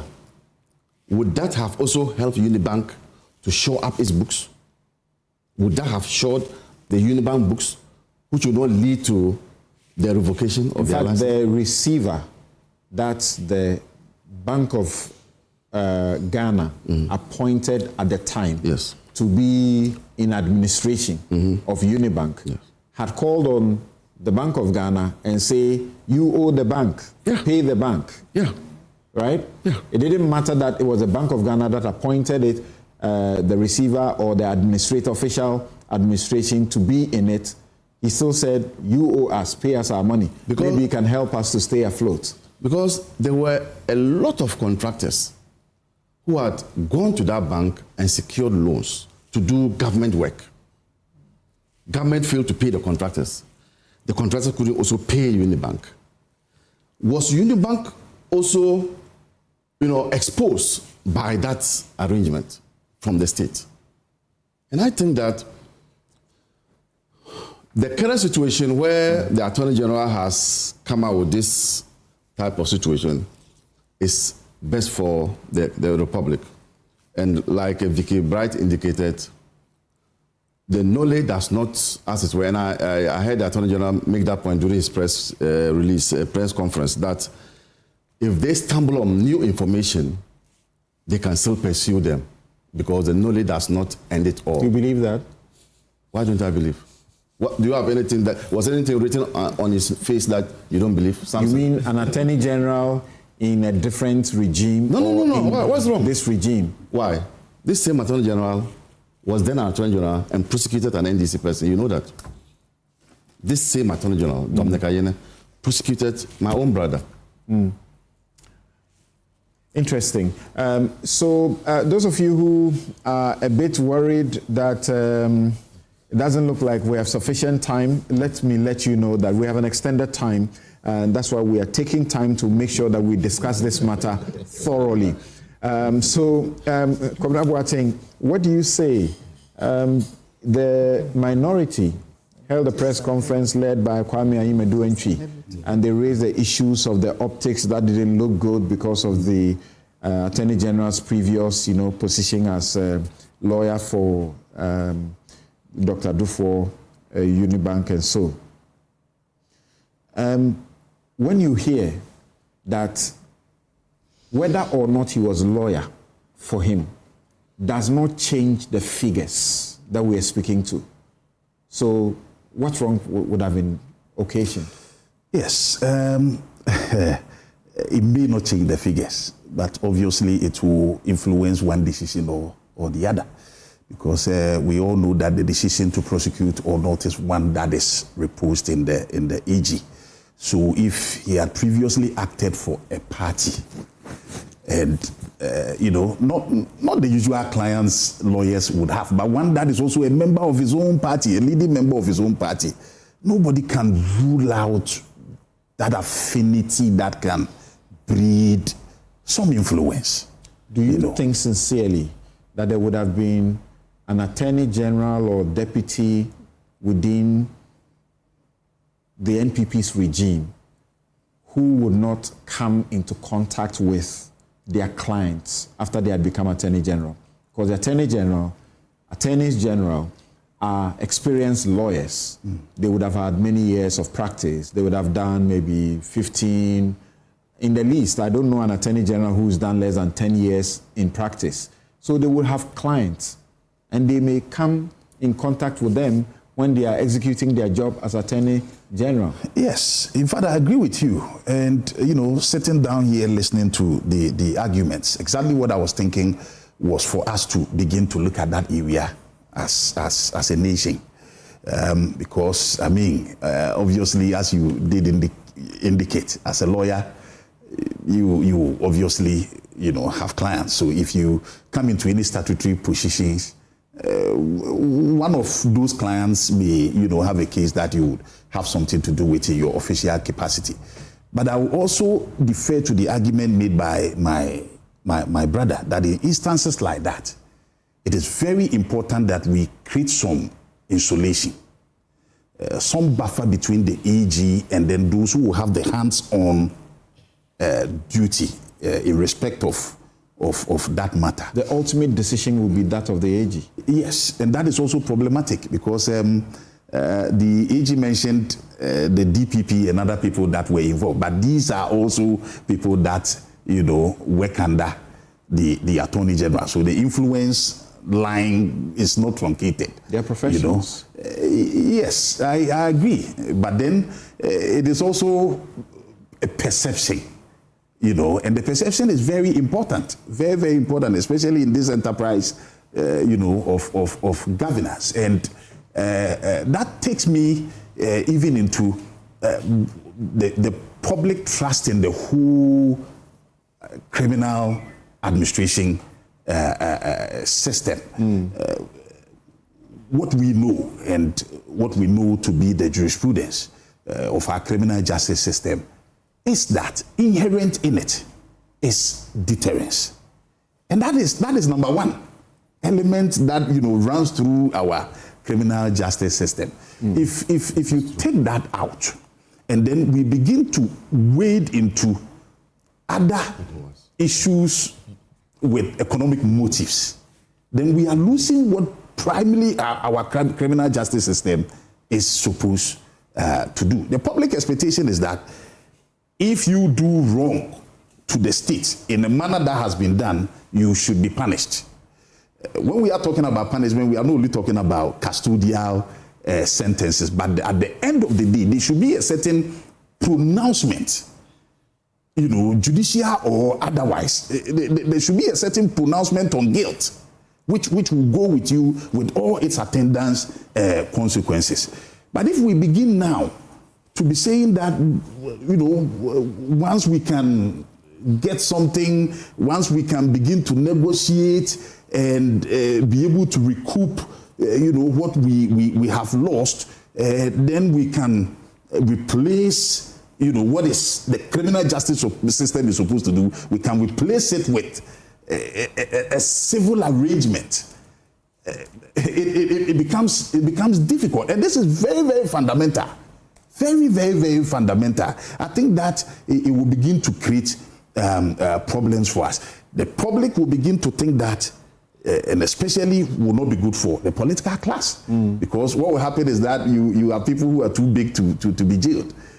For offenses that people have gone to jail for even lesser, offense. It doesn't look too good for the political class, and then the whole integrity of our criminal justice system. Again, I have problem with the position of the AG in respect of the difficulties that he professes, with continuing prosecution. Reading his presser, I don't... 6 years, yes. 2 witnesses so far. Yes, we have had cases that have traveled decades, even some that has to do with, mainstream crime, murder. When it is assizes period, you have cases that have traveled over. But those do not become the reason for abandoning prosecution. I'm one person that would not want to see, anybody in prison, and obviously not a senior citizen like, Dr. Dufour.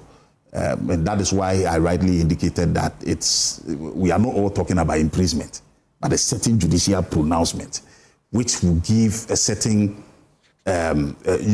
trust on the part of the people in respect of the system that we are all running. The AG does not even pay filing fees. So I do not see the whole argument of cost. Is it? Are you saying you don't know cost incurred by prosecutors when they go to no, if you are talking about, are you talking about salary of talking about time and everything? Yes, but we do so for all other cases. We do so for all other cases. If you go to the registry of the court, there are so many assault cases, there are so many murder cases, so many other cases being prosecuted by, officers of the Attorney General's office. Why is it that in respect of this one we are talking about cost?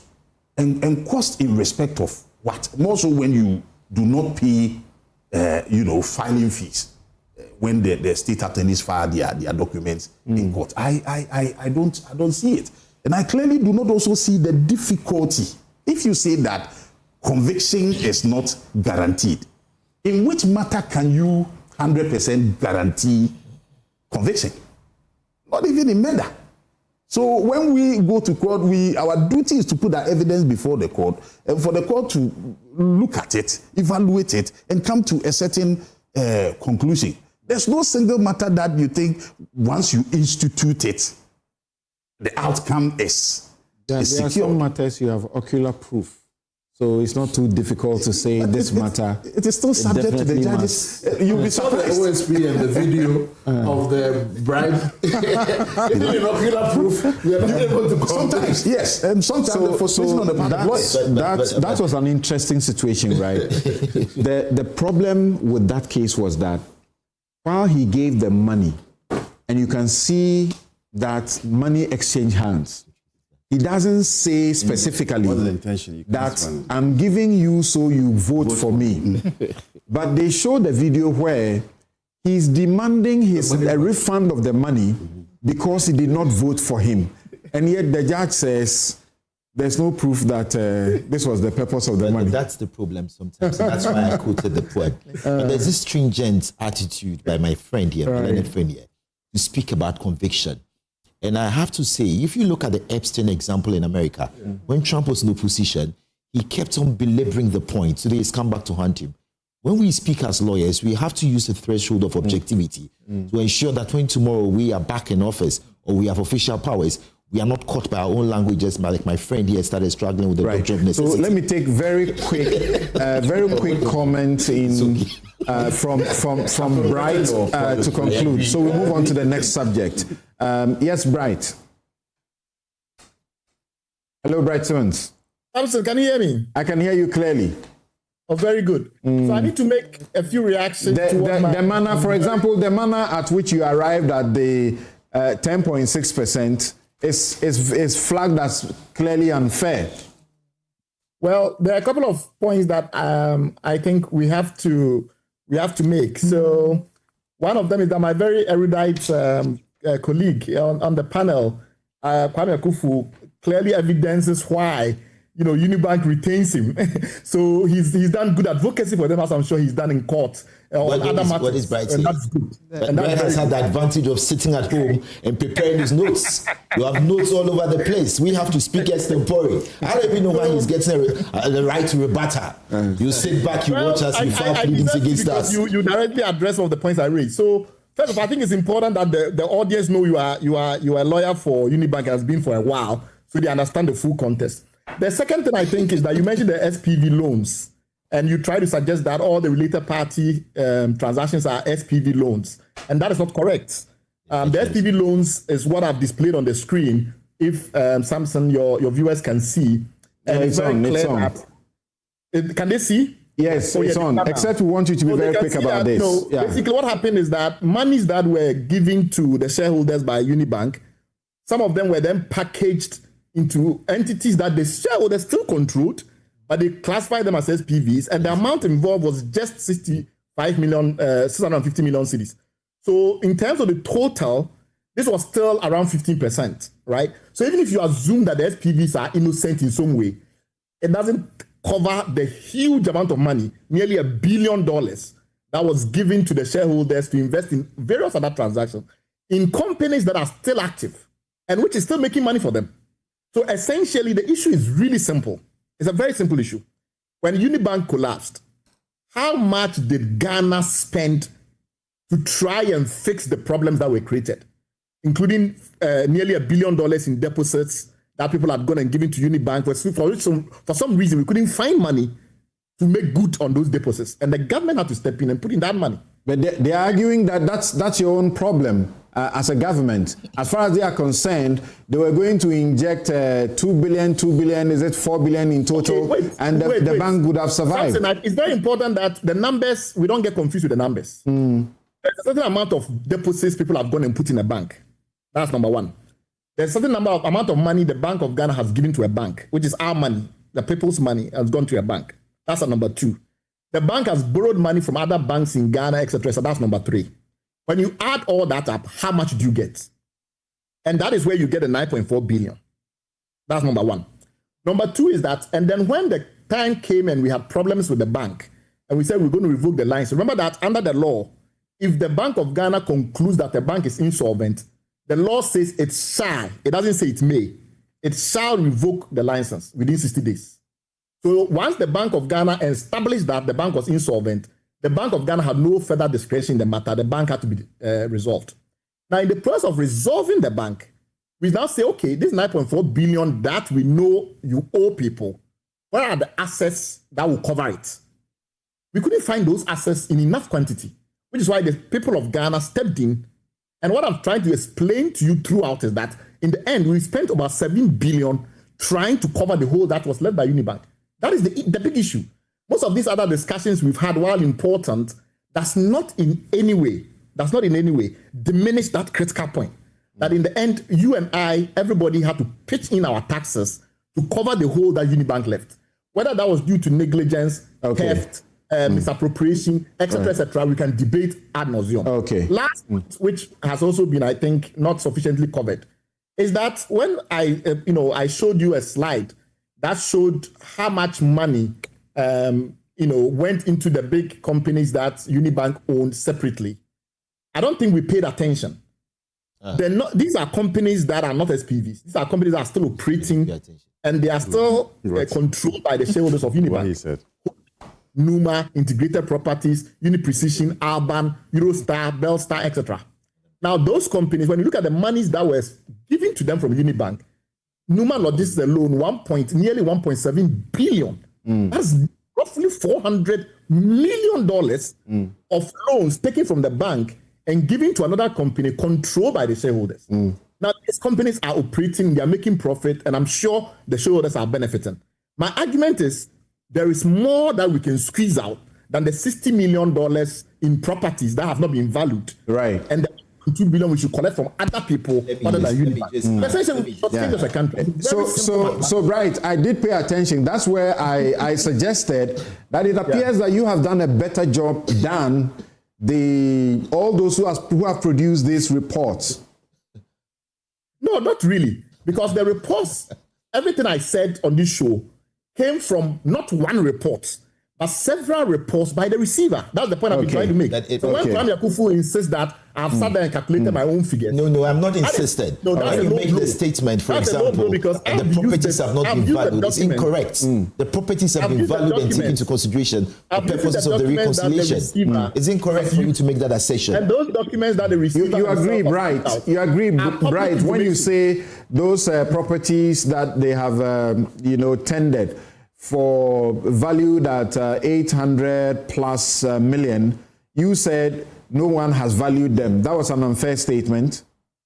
I'm saying that they are yet to be valued. How do you know that? Because they are valued, and that's why they put a figure to it. No, the Attorney General says it depends on how they realize it.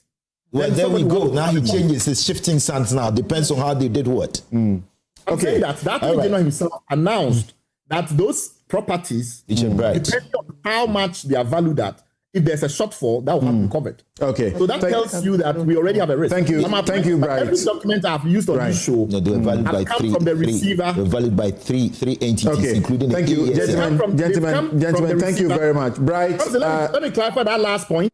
Every document I've referred to on this show, every single one, has come from the receiver, and they are as official as the documents that Kwame Akufu has used.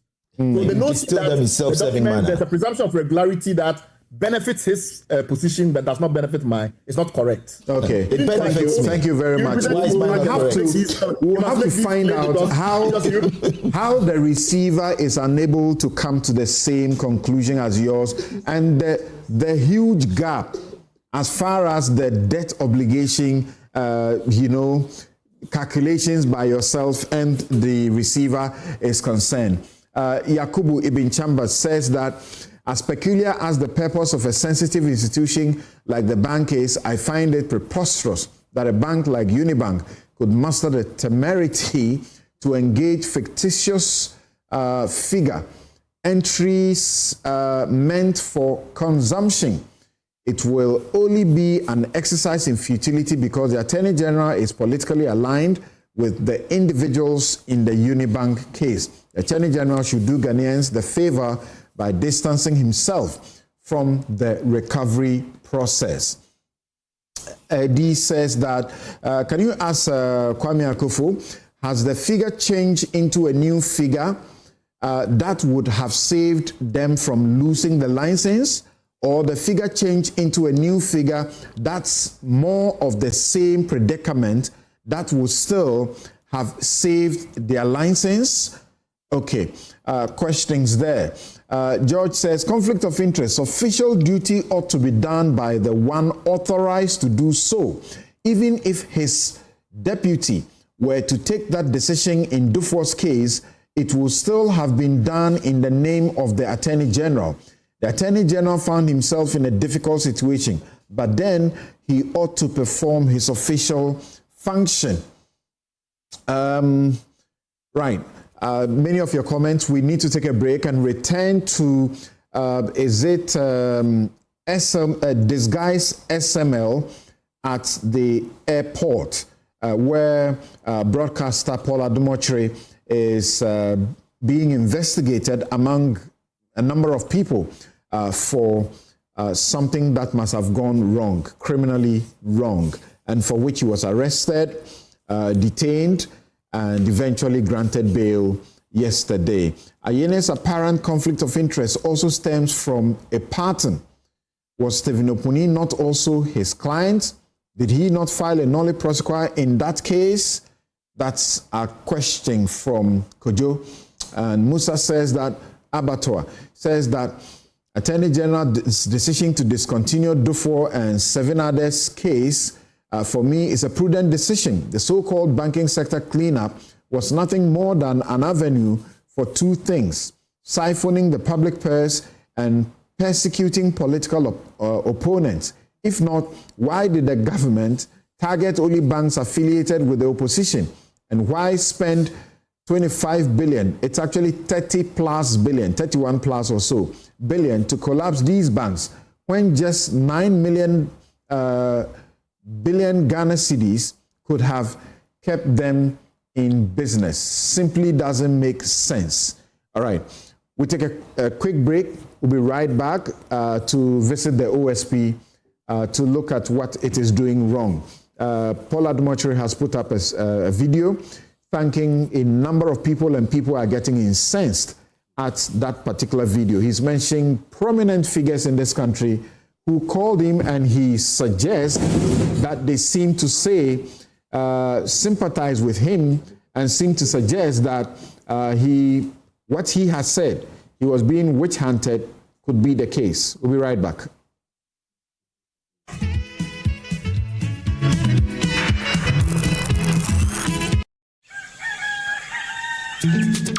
Still, Misaka, and Namu was a summer brabo, and it can afford Swabrabo. Misaka pensions, Caro. Misaka order Sika. Misaka insurance.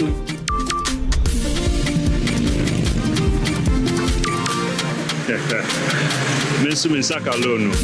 Momo Fogosuri ye echumaden, diaboye nyina ye sika ho ban. Se MTN ana momo jumaye ni befrewa or the 0244 300,000 ene befrew.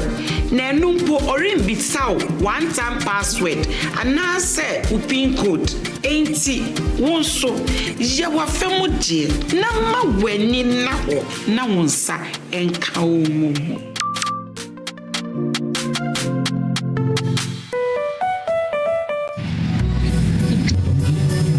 So, Charlie, the deal there, I almost get her.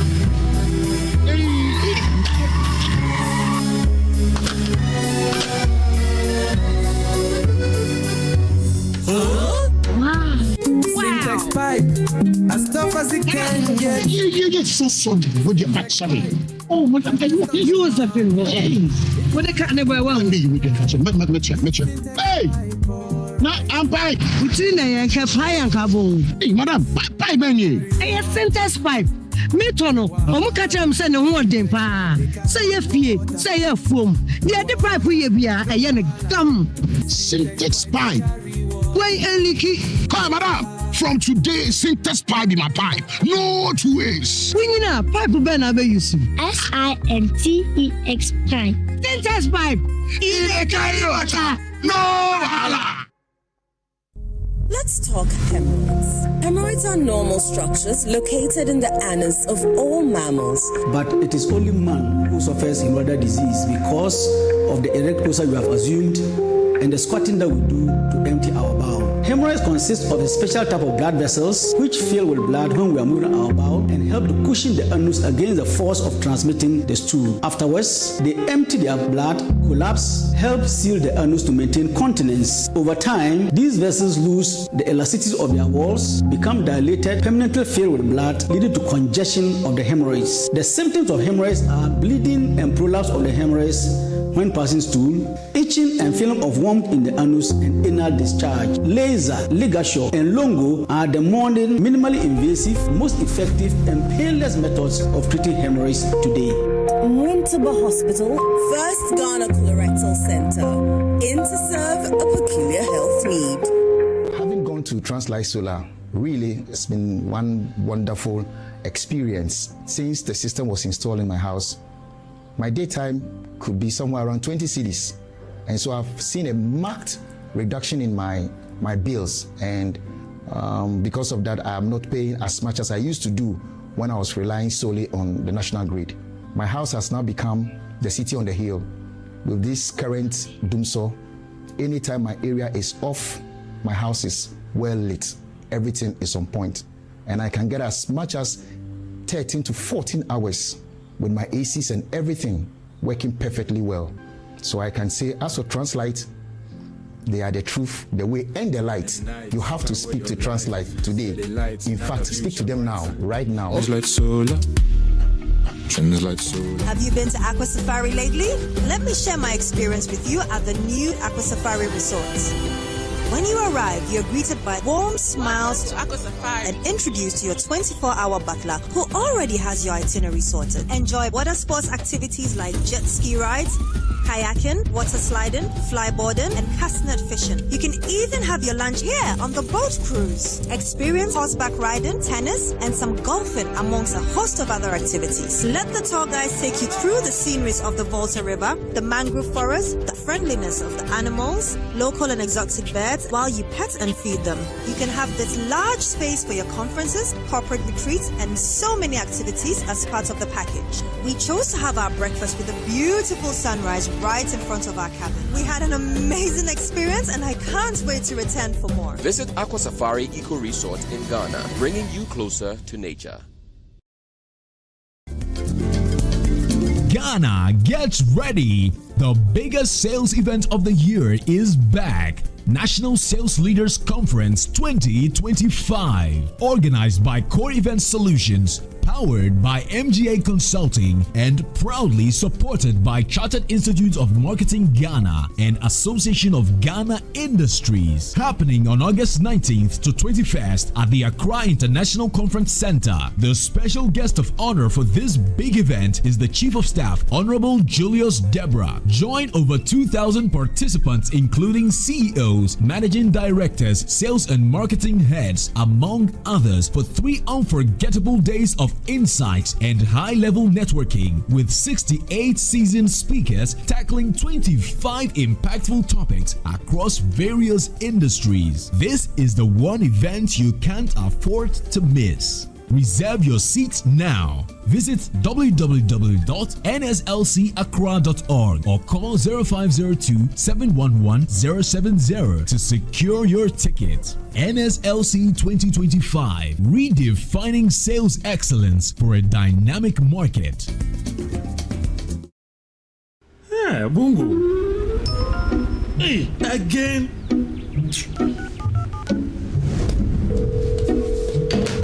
Hello, thank you for calling MTN.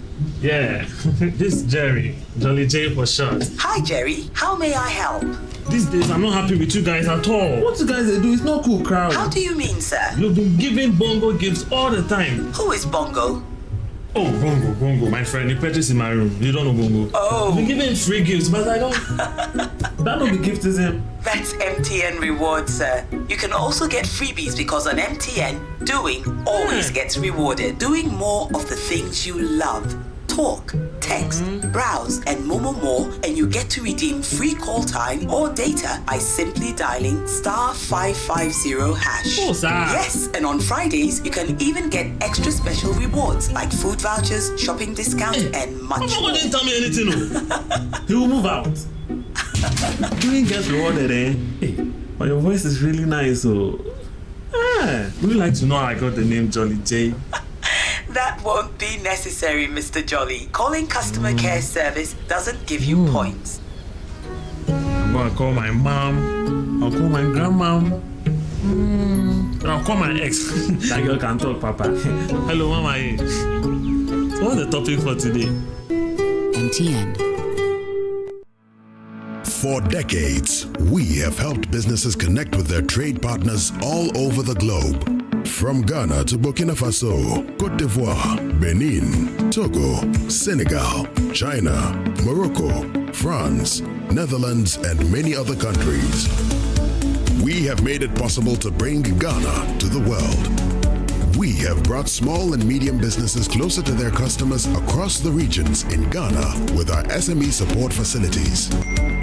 We have brought relief and smiles to the faces of families with our employee personal loans. With our cutting-edge technology and digital support, we take the burden of complex thinking off you, making life simple. That is who we are, as close as a partner. Bank of Africa. We are indeed the African bank with the global reach.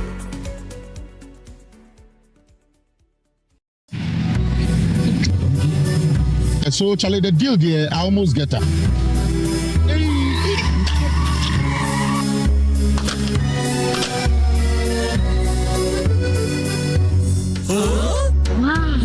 Syntax pipe, as tough as it can get. You get so something with your back, sorry.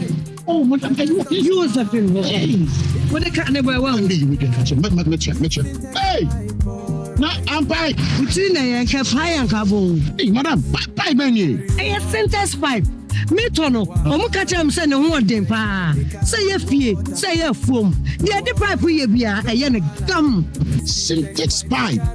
Why eliki? Come, madam. From today, syntax pipe in my pipe. No two ways. When you know, pipe ben abe use. SINTEX pipe. Syntax pipe. No hala. Number 1 from here, 2 and 3 from here, 5 and 6 from here, for now.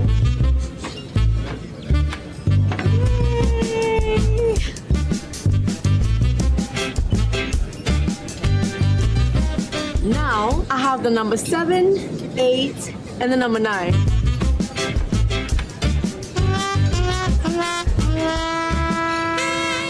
You need number 10. Please, I can't eat anymore. I mean, number 10, liver salt. The effective liver salt for the relief of stomach upset, heartburn, hyperacidity, and indigestion. Would you like to try number 11? What? Number 10 liver salt. Refreshing relief fast. Manufactured and distributed by Ernest Chemists Limited. This advert is FDA approved.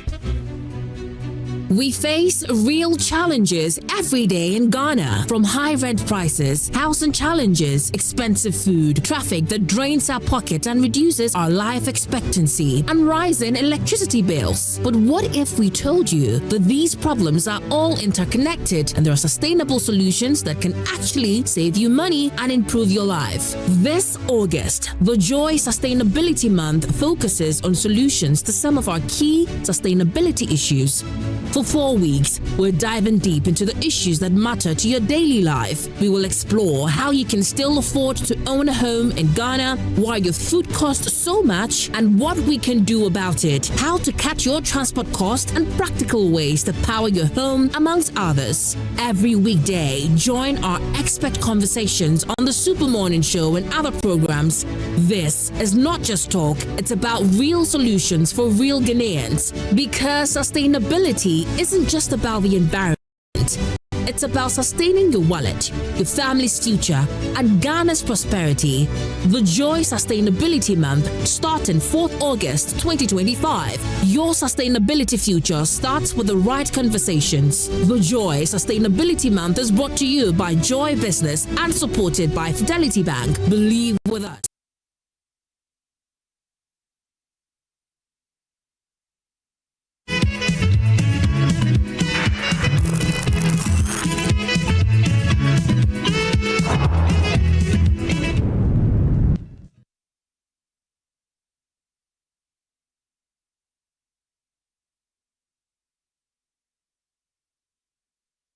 You're welcome back. This is Newsfile, the most authoritative news analysis platform. And here on Newsfile, as always, we put Ghana first.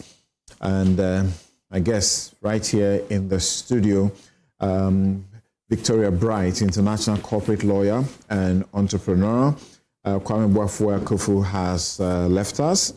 Bright Simmons has also left us. Abraham Amalba is Director General of the National Road Safety Authority, and he's member of the NDC's Legal and Communication team. Kwabena Boateng is MP, Judicial and Deputy Ranking Security and Intelligence Committee of Parliament. Oliver Bakavomawo is Constitutional Rights and Policy Strategy Advisor at Democracy Hub.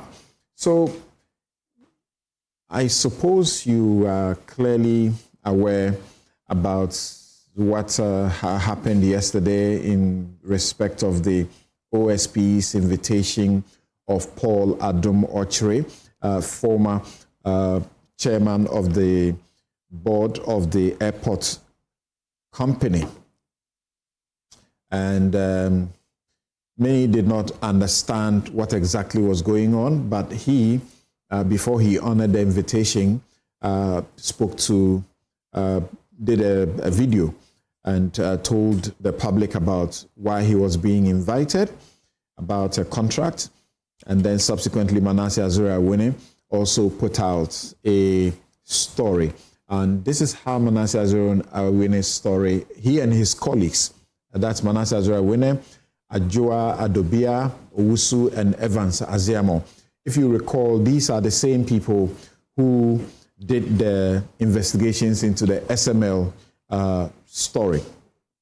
So the story begins by saying 3 days before the December 2024 elections, the Ghana Airports Company Limited awarded a revenue assurance and auditing contract to Evertex Logistics Limited, a mining and stevedoring company with no prior experience in performing this service. I'm sure you are familiar with these kind of stories, with no prior experience.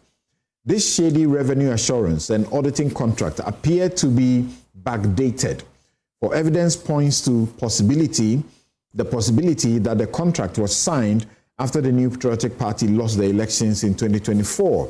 The immediate past board chairman of the company, Paul Adom Ochre, as in the Ghana Airports Company Limited, did not deny the allegation by management of the company that he brought the shady company. He has also confirmed that the procurement process for this shady contract started at the board level. The managing director of the airport company, they wrote, said the company awarded the contract to Evertex because the airport company lacked internal capacity, including personnel and time to deliver the service. Check what? However, while the airport company has 1,580 employees on its payroll, information that they obtained from the Social Security and National Insurance Trust, SNIT, indicates that Evertex has only one worker. This is where the story begins. Paul Adom Ochre has been saying that this is witch hunt because he has been doing work against the OSP and that is not hidden. And so this is witch hunt. So let me find out from my guests, from what they have gleaned about this situation so far, what they have to say. So this time, I think I'll begin with you, Oliver. First of all, let's be clear that Paul Adom Ochre has been invited not in anything connecting with his journalistic practice, but in connection with the role he played as a board chairman with the company that this has come up with. We know at least from what Manasseh Azure has published that perhaps the complainant in this case is the Fourth Estate. And the Fourth Estate has done marvelous work so far in terms of some of the things that have unraveled. And so I want to commend them as well for the continuous work that they do in this regard. It is important that we understand that persons who are appointed to boards of statutory agencies are not there, well, some characterize as God's favor or whatever the reasons may be. It is a responsible and a high office or that owes significant fiduciary duties that you are expected to perform. That in the performance of that role, you can incur criminal and even civil liability for the role that you do. Now, based on the complaints, at least on the complaint that we know now public. Is the OSP entitled to invite a person who was serving there as board chair and based on the full report seems to have been instrumental in terms of bringing the company to the company, the Evertex to Airports Company? I think that the OSP is entitled to at least invite and listen to them and hear their side of the story. There's nothing irregular about the process of being so invited. And just on the basis of an invitation based on a complaint that, at least from what we have heard, discloses information that we think that some questions must be answered at least. Sorry. That anybody would then, on the basis of this, say that there's a witch hunting that's going on. So for me, I don't buy it. I think that it is significantly premature just on the basis of an invitation to then go off and try to create a media spin around this. But the work of anti-corruption agencies and of any agency is done so in the public glare. And it's done so and must expect public commentary on it. Sometimes by those who themselves have been accused in order to garner public sympathy, to be able to divert attention from the issue, or for whatever reason can be a stage to perform and get some 60 minutes of fame. I don't know what the motivation here is, but there's nothing untoward from the special prosecutor inviting anybody who a complaint has been made that concerns to come and answer questions in relation to that. If this is all the information we have, I don't think there's any more that I can say in that respect. The story, as we're beginning to learn, as in what it is that the OSP is investigating, from perhaps the little you may have read about it, what do you have to say? I mean, the OSP has also kind of informed us that there's ongoing investigations in respect of SML. And then we are seeing, again, the tentacles of SML extend to other agencies, which is, and based on the complaint investigation that has been done so far, just the sheer number of individuals that are affiliated with SML who have then transmogrified into another Evertex here, which is actually very routine in terms of how corruption happens in this country, the successive incorporation of different names to be able to do the same thing. So at the very least, it raises concern, I would say that in this particular case as well. And also reading the conversation in terms of how the procurement process was made, and we understand, and our understanding here is that there was another company, DevNest, that was going through the procurement process, and that which apparently had been cleared to be able to be procured for the service that is being talked about. That's right. Then all of a sudden, we have another company that is substituted to this. My understanding was that the MD was saying that it was the DevNest that was being procured that wrote to them and asked them to appoint somebody else. Again, that is completely irregular. You can't go through the procurement process for another person. It's like me going for police recruitment, presenting my documents and say, don't give me the recruitment, take my brother instead. So these are things that warrant investigation, And it seems now, and this is one of the biggest challenges of public auditing generally, that whether or not the need is significant, whether or not the company that is being proposed to come and do the work is being procured properly, it seems that there's a write-off that the PPA continues to give for so many of these entities. And that's a big concern as well that we need to look at. I understood that the NDC had promised that they were going to review and re-look at our PPA structure itself, concerns around sole sourcing even in general and things like that. And now one of the other approaches is restrictive tendering, which is ongoing. That I'm hoping that these things do not become just the OSP going after SML, but we are plugging the loopholes within the system that allows for these repetitive schemes to be played on the public purse and also on the public conscience. Okay, so you catch your breath. We'll return and look at the matters that came up as far as the bail denial initially is concerned, because issues have been raised about that in respect of his fundamental human rights to be admitted to bail. So Abraham, again, reading the development, the stories, it looks like a bizarre story, but you, at this point, you're able to give the people who are, being investigated the benefit of the doubt, right? Oh yes, because these are just investigations and they have not been found guilty. Board members play a key role in decision making when it comes to companies. And they shape the direction the company must go. And so when I heard him say that, oh, these are matters, these are matters within the purview of management, and they are not matters within the purview of the board. I said, no, you can't say that, because this fiduciary relationship will tie you in. And in any case, when you look at the entire story, one of it is that it has to do with the breach of the Procurement Act. Single source, some say sole sourcing, but I think the act says single source. So a single source was given to a company, but it turned out that that company was substituted. Now the question is, have you breached the Procurement Act? Particularly, you are aware, most of the cases that have gone to the court on breach of Procurement Act are more or less like strict liability. As a board, are there means to show that the board accepted to do what has happened? You can't find that. And so he has questions to answer. He should stop hiding behind the fact that he has some bad blood between he and Kisi Ajabin, and confront the issues as they are. I'm aware that he's made a lot of publications against Kisi Ajabin, but is that why he was invited? The answer is no. It is also important that he knows that as a board member or a board chairman of the company, at any time in point, when the company is found wanting, because of the role that he has to play to ensure to protect the company's assets and protect the image of the company, he will be invited. So this for me is not witch hunting as he claims.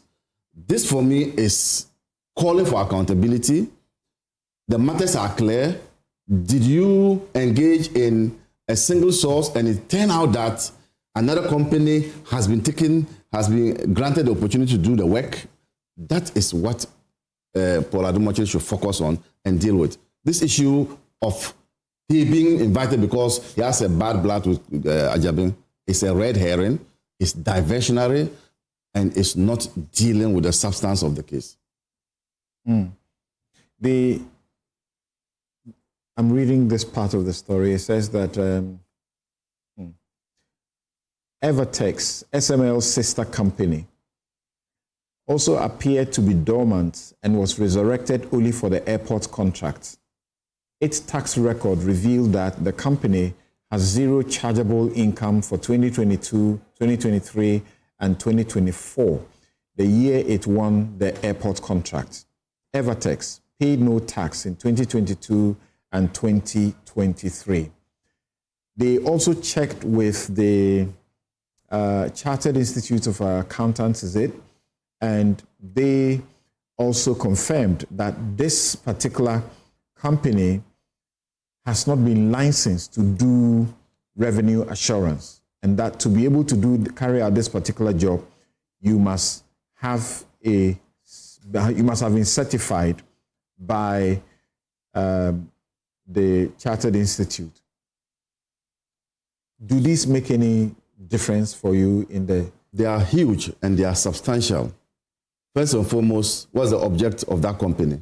We are told they are not into those areas. Yes, so we are told that it was after they got the contract that they then decided to... That they went to now change their objects at the Auditor General, company, Register of Companies, to include that one, this particular business. So it tells you from the word go that they lack experience in that area, because if they were into that area, it would have been part of their objective. Now, the other thing too has to do with the fact that this contract was signed after the MPP lost elections. No problem about that, because the directors were still in office. But it will create some suspicion about why this company, which has no experience, which was brought in later on, which invariably was incorporated later on, because that was the new incorporation to insert in that clause for them to be able to do that work, for me, it's a new incorporation.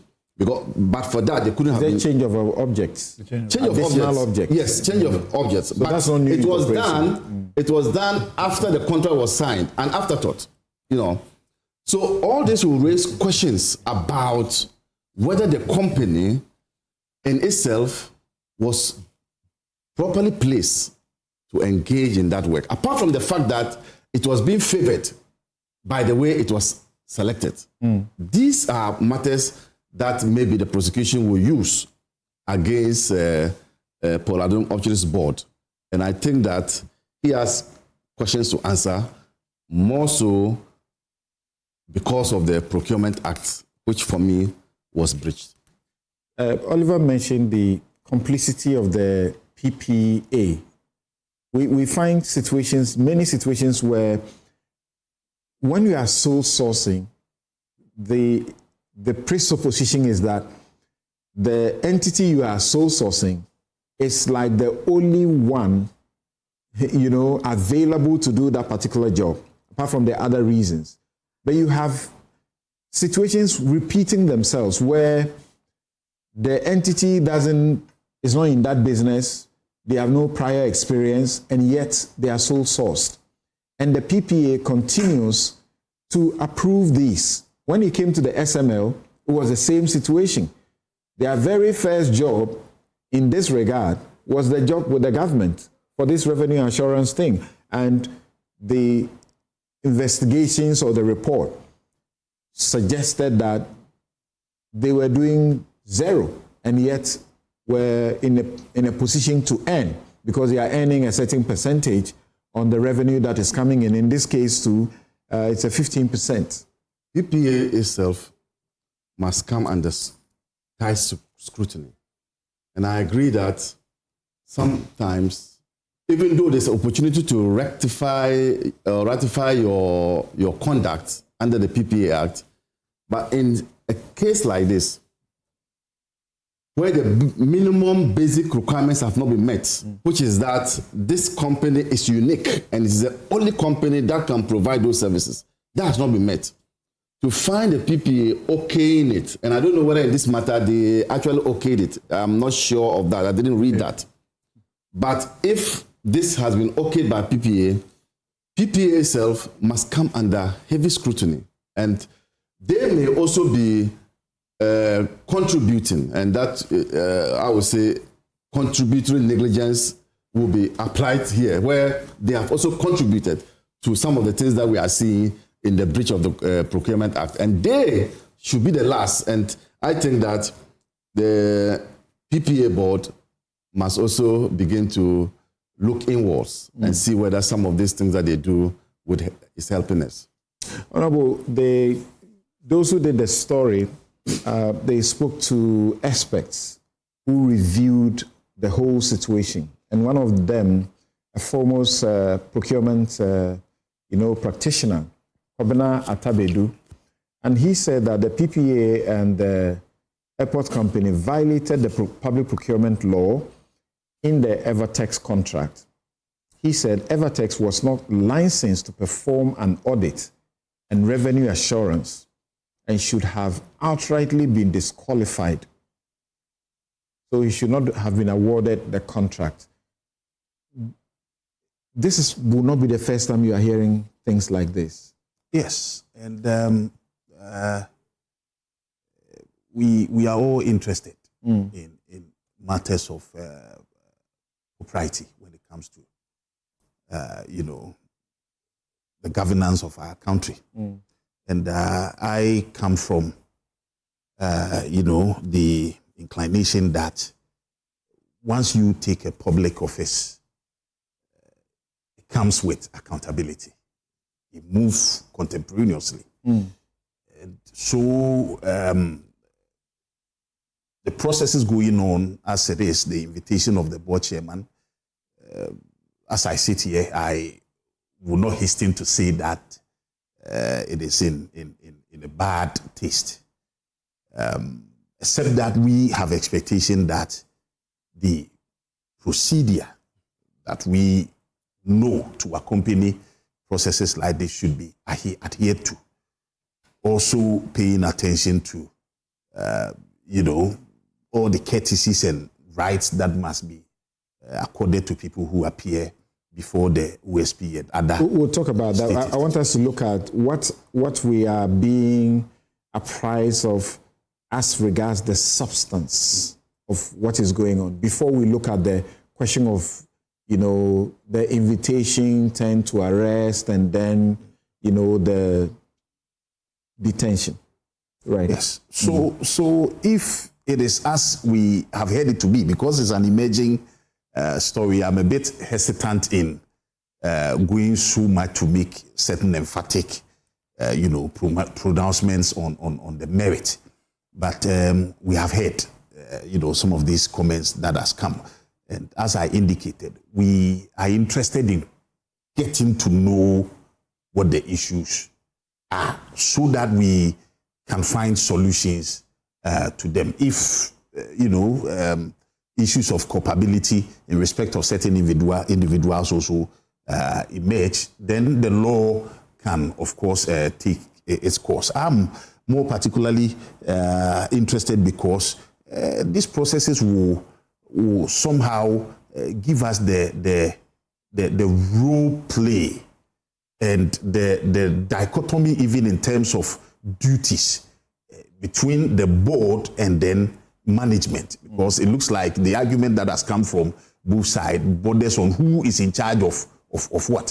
So if I'm a board chairman, what is my role? And, as an individual within the corporate board, at what time do I inherit? At what time do I come into culpability in respect of an action that may have been taken,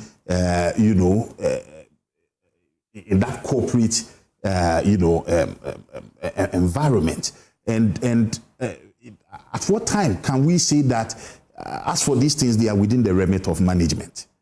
I'm interested in all these things. So as the issues unfold and as the OSP does its work, we will follow. More lights will be shed on these so that we can all come to, a very emphatic When you hear conclusion. that the airport company's points for bringing in this company was that it lacked the internal capacity, including personnel, to be able to deliver this kind of service.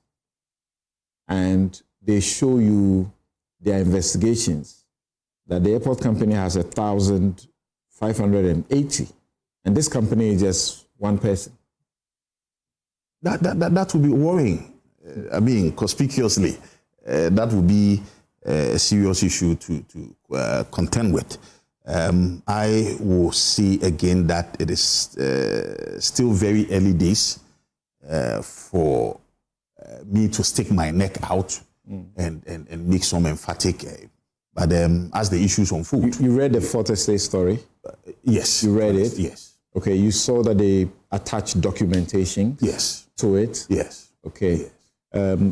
You are unable to, on the basis of that story, at least make a reasonable commentary about what you think. We all do. On the face of it, you could come to a certain conclusion of wrongdoing. Wrongdoing, the next question will be on whose part? When we find something which has been done wrong, on whose part can we affix, that blame and responsibility?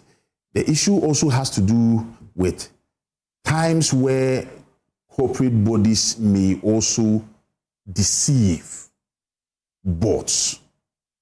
That is also one angle which, comes to play.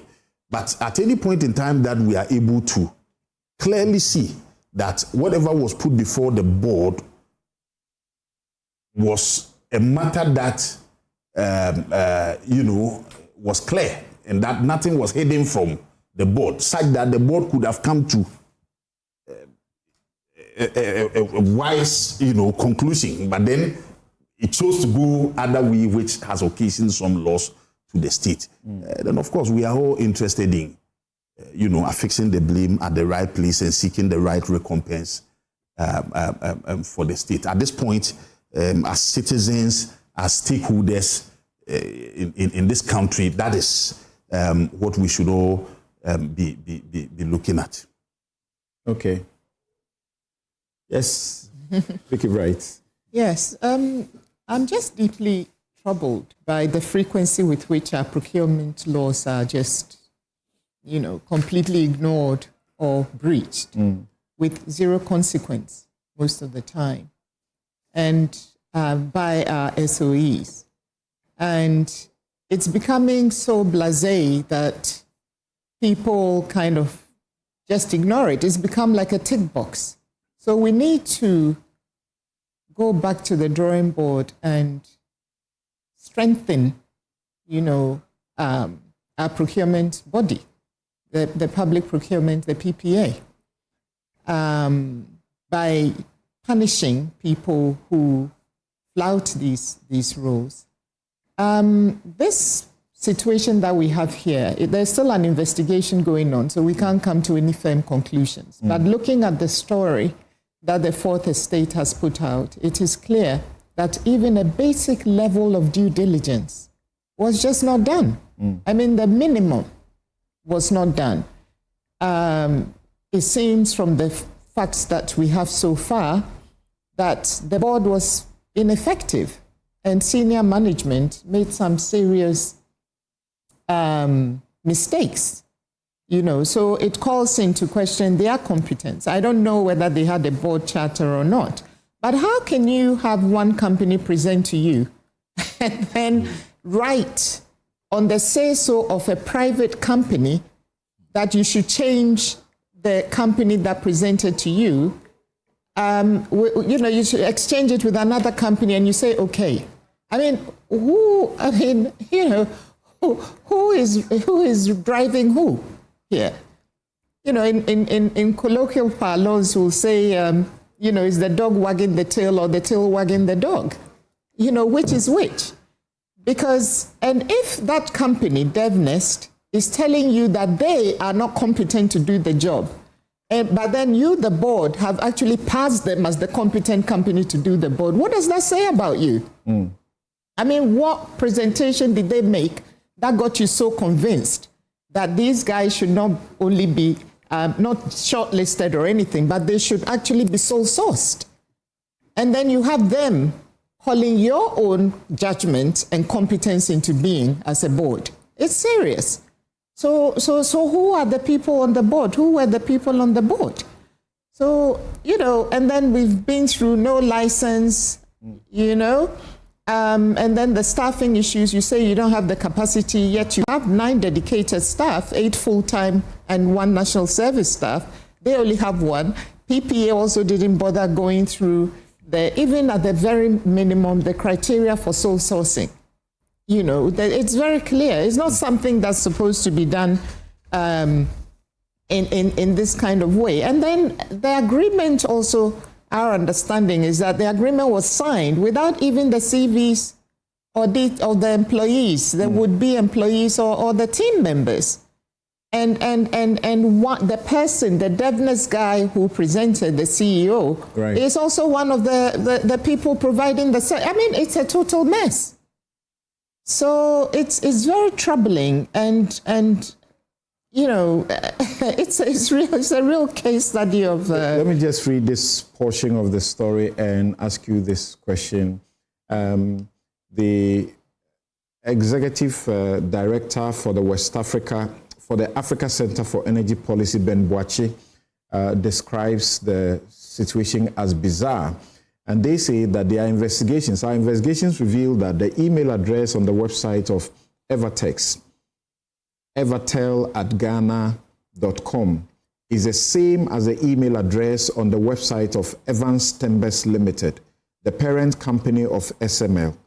A search at the Office of the Registrar of Companies also revealed that SML and Evertex, the mining company that won the airport contract, have the same beneficial owner, Evans Seduse. In fact, Evans Adusei is both the CEO of SML and Evertex. He signed a contract with the Ghana Airports Company. The list of employees submitted by Evertex to the Ghana Airports Company to execute its contract contains the names of notable SML employees and managers. Apart from SML's CEO, SML's head of engineering, Hamdan Abubakar, is on the Evertex list. SML's head of IT, Prince Opoku Sapong, is also on the list to perform the Evertex contract at the airport. A former head of legal at the GRA, Philip Jude Mensah, now an SML employee, witnessed the Evertex contract with the Ghana Airports Company. He is on the Evertex list, together with a former commissioner of customs and now general manager of SML, Isaac Crensel. In essence, SML, which now appears like a post-retirement destination for top GRA employees, sneaked to the airport disguised as Evertex. How Ben Boachi's comments then says, it clearly tells you that they themselves, that's SML, admit that they have been doing things wrong and they don't have the confidence to go bidding or working with the same company. The question is, from the board through PPA and all other places, is it your expectation that they would have flagged the company and say, oh, you are the same person, SML, you brought us some trouble? The president, then Akufo-Addo, commissioned some, audits, and it led to termination of some of your contracts because you are not doing things well. So how is it possible that they could just go through without them being flagged? Samson, I'm laughing because it's a joke. I mean, this is what I'm saying, that clearly the management was not competent, the board was ineffective, and there was a total breakdown. SML is taking us for a ride. We've become a huge gravy train, and they are just riding that train, from all that we see, all that we've heard about them. And it needs to be stopped. A basic, very, very, very basic level of due diligence would have uncovered. I mean, and I'm talking basic, email, just an email without even going to Registrar General. That should have triggered something. So if we are not even picking that up, then what are we doing? This is Ghana Airports Company Limited. It's a very serious organization, with all sorts of security, installations in there. For our country, it's like running, a British airport authority running Heathrow and Gatwick or something. So how does that happen? Wow. Oliver, they say they have this expertise. And a journalist finds out that they completely don't have. In fact, this is not their job. It takes a journalist to check with regulatory, institutions to find that they're actually not licensed. They say they have this X number of people to do the work. They have the capacity. And it takes a journalist to check and see the checking the journalist is doing. The journalist is doing them with state authority, state agencies, and is finding at each point that they are not who they say they are. They belatedly go and now, register an object to say that we are able to do this job. Shocking. One of the things I find repetitive in this case, and we're interested to see whether there was a needs and assessment made by the airports company that said that we needed this revenue mobilization or revenue assurance, or that the initiative came from the company. Because you remember in the SML situation, the GRA said, no, in fact, we didn't call for this.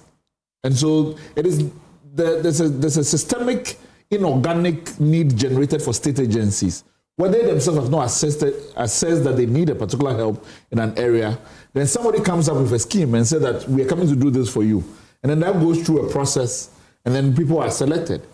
Now, if you have in fact done any work as a company to be able to evaluate a need, you will then be able to determine, in fact, what it is you consider to have been losing in the process before you make a decision to procure. Now, even my law firm has gone on and seen tenders and applied for. The extensive number of documents that are demanded from your tax clearance certificate, labor certificate, incorporation documents, who are the shareholders, who are the beneficial owners, all this information is part of the process. This is for even when it is a competitive process. How much more when you are single sourcing the company to do this? So it is not an excuse to say, well, we should have and we failed to do, because that's also an admission of criminal liability and civil liability in some regard. But also if you tell us that you in fact received this document, then it raises significant questions about your competence for being able to hold those office. I know that certain individuals are already asking questions of the MD of the company who continues to be at post. I think that those are justified questions to be asked in the context of what we are discovering. My concern... But the MD has terminated the contract now. It is not enough. You see, it is not enough now that this has come into light, particularly even when there were allegations of backdating contractual documents. This could not have gone through without the MD knowing about them. So when this comes up and you say that we have terminated the contract, it doesn't the story cure says, the question. Multiple sources at the Ghana Airport Company said the board chairman, Paul Adumochiri, who had used his TV program to defend SML, brought Evertex. So are you able to see that? I don't even see how they bring him in, even if he has presided over board meetings. And how does this make him complicit? That if in fact he brought the company in. You know, first of all, on the question of who brought the company in and the MD's role, and I'll come to this, that it is not sufficient for a board, and you are CEO now, that a board would say that we have gone to find somebody and that we have decided this person must be awarded contract, and you would have objections to it, and those objections will not be registered. At the end of the day, the contract is signed in the name of you, the MD, or whatever is signed. So there's no excusing of liability in respect of what overwhelming role the company board played in the process. Now, if Paul brought the company in, the question of the level of influence that he exercised in influencing the getting of the contract to the person in breach of those laws is a question of scrutiny that should be done. So it's not necessarily the fact that the board chair introduced the company, but the level of influence he brought and his own involvement in the breach of laws that would have checked as to whether or not the company was better performing its functions or whether met requirements is what will be under scrutiny. Because I must say this, as a member of a board, if there's an issue that comes up in terms of how the board operates, and then you know of a company or companies that are doing particular work in an industry, you are entitled as a board to invite them to do a presentation before you for the board to make a decision. That is not the wrong or what is being questioned in this regard. The regard is the question. What is being questioned is, first of all, in fact, what he obscured or did not disclose as part of his fiduciary duties to the company, in knowing what extent of information or how do you know them.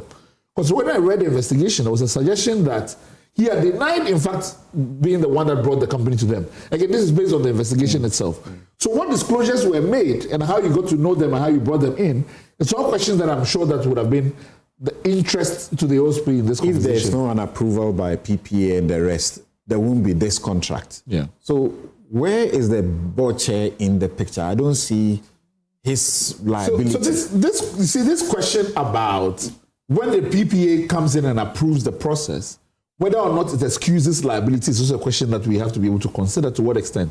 Because also, I am not certain what information was disclosed to the PPA for it to be able to obtain its approval.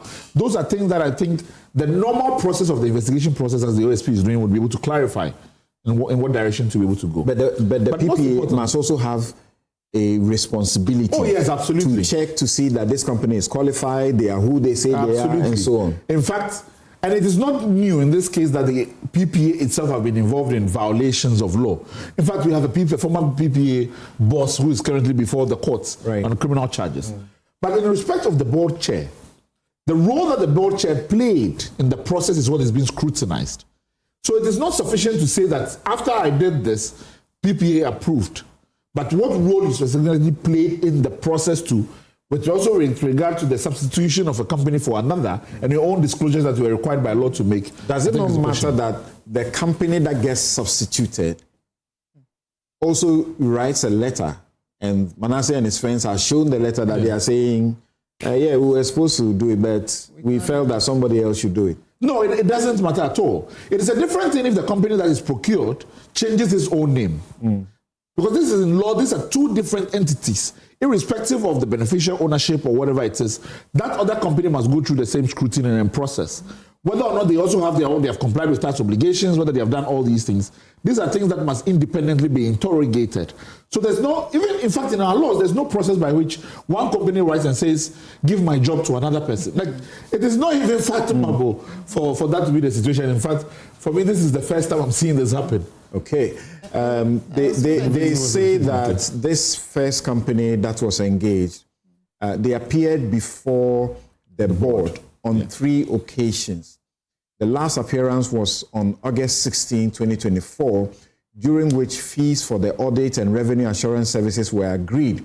The board agreed, should be paid 16.5% of any excess revenue above the airport company's benchmarked revenue projections for its services.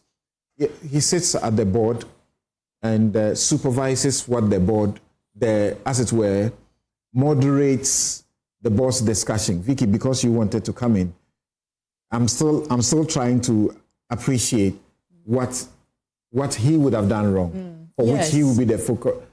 He will be part of those who are being investigated.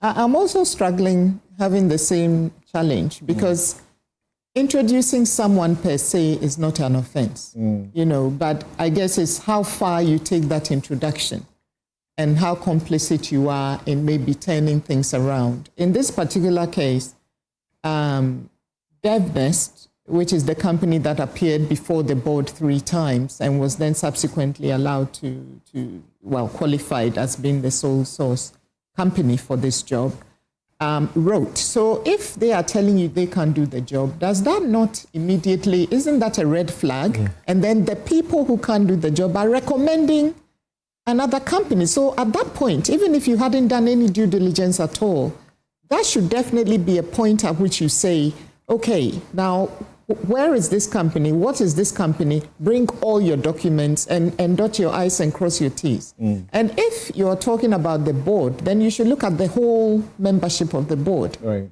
There has to be a reason why one board person, whether it's the board chairman or another board member, is being singled out. And I guess we will find out in due course why the OSP has singled Paul Adumotri out. You see, as a board member, let alone a board chairman, you are a gatekeeper. You must protect the interests of the company. So when that company that won the contract, DevNest, wrote to the company, referring its activities to another company or transferring its activity to another company, that is the time that Paul and his board should have exercised their responsibility to keep the gate.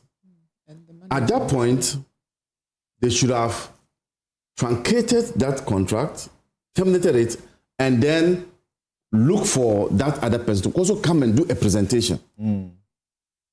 Because that would have been the basis upon which they will now take them on board. But that wasn't done. So that responsibility of failing to keep the gate is where the board, and I agree, is the board. But we need to know why it's only Paul Adom. Okay. But in fact, we can't say that it's only Paul Adom. I just want to be clear. It's the board. But we know that Paul has advertised his invitation. That as to whether or not the OSP is looking to talk to everybody on the board, we don't know that in fact. They have told us that he's not the only one. Yeah. The OSP says he's not the only one. On the board or just generally in the company. We know they've named other people who are part of. Yeah, whether they are the board. I think they are not part of the board. Yeah. Okay. So as I understand it, the fourth estate is not the complainant in this case. It does appear that the OSP in its own investigations around SML chanced upon this and began to do its work. That's the impression I'm getting. How about the process? Let's begin with you, because you are concerned about he being invited. Yes. And he says, you want me on a Thursday afternoon. My lawyers are in a Kumasi. Can you allow us to come on Monday? And I'll be frank with you. If a client of mine gets invited to police on a Thursday or Friday, I try to negotiate so they don't go because things can happen. Yes. So just a bit on the issue we just left off. I can see that we are all struggling to know the legal vehicle that makes a board chairman solely responsible for. We're all not struggling. Oliver was very clear about it. I think Vicky did, but posted a caveat. So that and of course, Abraham said, you are a gatekeeper. Yeah. So we are not all struggling. So that the responsibility is placed at the doorstep of only the board chairman. In this case, not only the board chairman. But we've not heard any other board member who has been invited. In fact, not even the managing director who actually signed these documents for and on behalf. So maybe I may just have to. Maybe I may just have to restrain myself. As we understand, the managing director is also appearing OSP. I think that's on Monday, rather. Yes, exactly. Very well. Go on Monday. Very well. Now to the but they have clarified that she's being invited, but she is not a suspect. I think I saw a clarity like that. Oh, they said that? Yeah, I think she's invited as an interested party. That's also an issue to look at. That's also an issue to look at. That's interesting because she signed. Yes, she did. Yeah. And she gave the directions, award the contract. Yeah. So it's about the procedural matters that you have concerns about. So we do that very quickly because our time is almost up. Of late, attending the invitation of investigative and security agencies has become a problem for lawyers and invitees, accused persons, so to speak. And it is because over time, a certain conduct is more or less crystallizing into the state of affair. And for which reason, lawyers are also very apprehensive when on certain days at certain times when your clients are invited, you become very uncomfortable. In fact, I think because bail is discretionary. It is. Even though we are entitled to it, it is discretionary. So the one who is going to give it may not give it, and they will not break any law. That is true. That is true. And I think that at this stage of our democracy and even our legal system, I think we've come a very long way, such that if a jurisprudence that is as old as time, like the grant of bail, which is also one of the commonest applications you will find across all the courts in the country, a litany of pronouncements on it, and of course with the incremental additions bring your own landed property. Yes. They don't put any value on it. That is the problem. Yes, I think that is new to our jurisprudence in terms of the grant. Is that new to you? Yes. Oliver, is that new to you? The requirement to produce property in your own name. Yes. Yes, it is. It is. I think so. Okay. Because I'd say that, the bail process is designed to have sureties in the process so that if you're not able to meet it, somebody else can. But then to arrest anybody without knowledge of what they can produce. Self-recognizance bail. Yes, self-recognizance bail does not require you to produce any property in your own name. Okay, so I think it's new. But I think that particularly in this context, that I think that the OSP was entitled to his 48 hours. And his decision within the context of that 48 hours to release Paul on bail was his decision to make within the context of that. Now, he then could, because the law is that you can release the person with or without conditions. He determined that these were the conditions that were to be able to produce.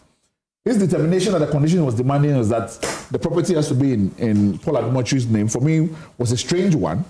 But the fact of the conditions of bail itself is not entirely new. Okay. I have the instances where I've seen the demand for people to produce government workers. In Nigeria, this has been found unconstitutional. We continue to do this in Ghana. So there's a bigger questions of reform of bail conditions generally. Atabedu, we mentioned earlier, says that the procurement expert says that this issue has multi-facets of challenges. One, violation of pre-qualification, procurement methods, and engagement of consultants, provisions of 663.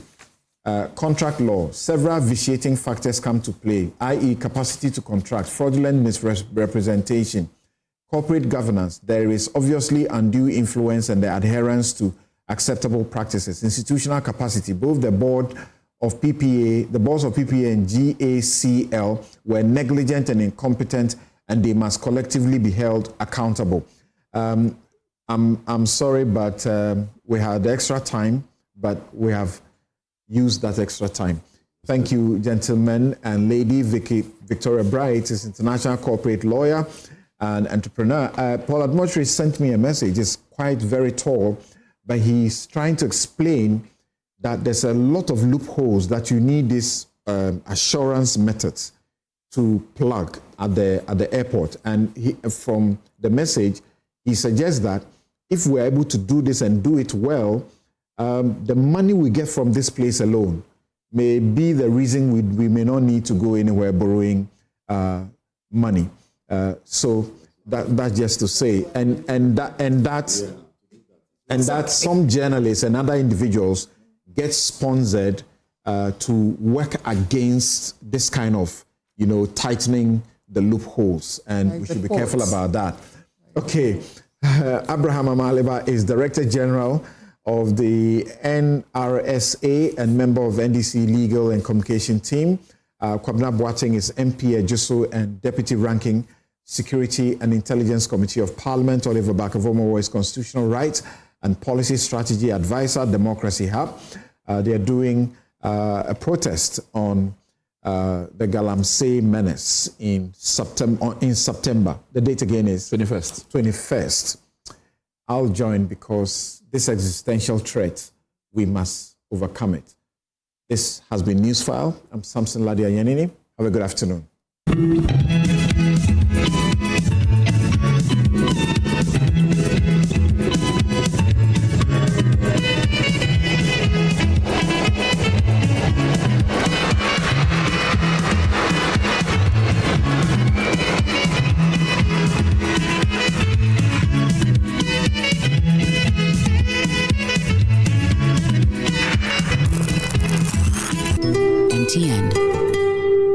Bank of Africa, as strong as a group, as close as a partner. Where Duraplas goes, water flows. PS Industries has introduced a new roofing system known as ColorLink Plus.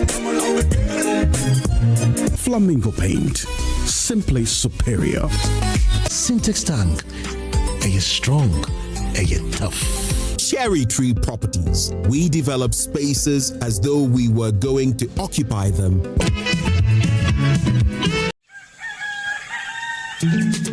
Still, Misaka, and Namu was a summer brabo, and it can afford Swabrabo. Misaka pensions, Caro. Misaka order Sika. Misaka insurance.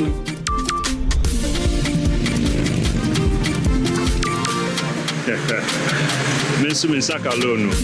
Momo fogusuri ye ejumaden di aboye nyina ye sika ho ban se MTN ana momo jumaye ni be frewa or the 0244 300,000 ene be frew na numpo orimbitsaw one time password ana se upin code enti wonso ye wa femu die na ma wani na ho na wonsa enka omo.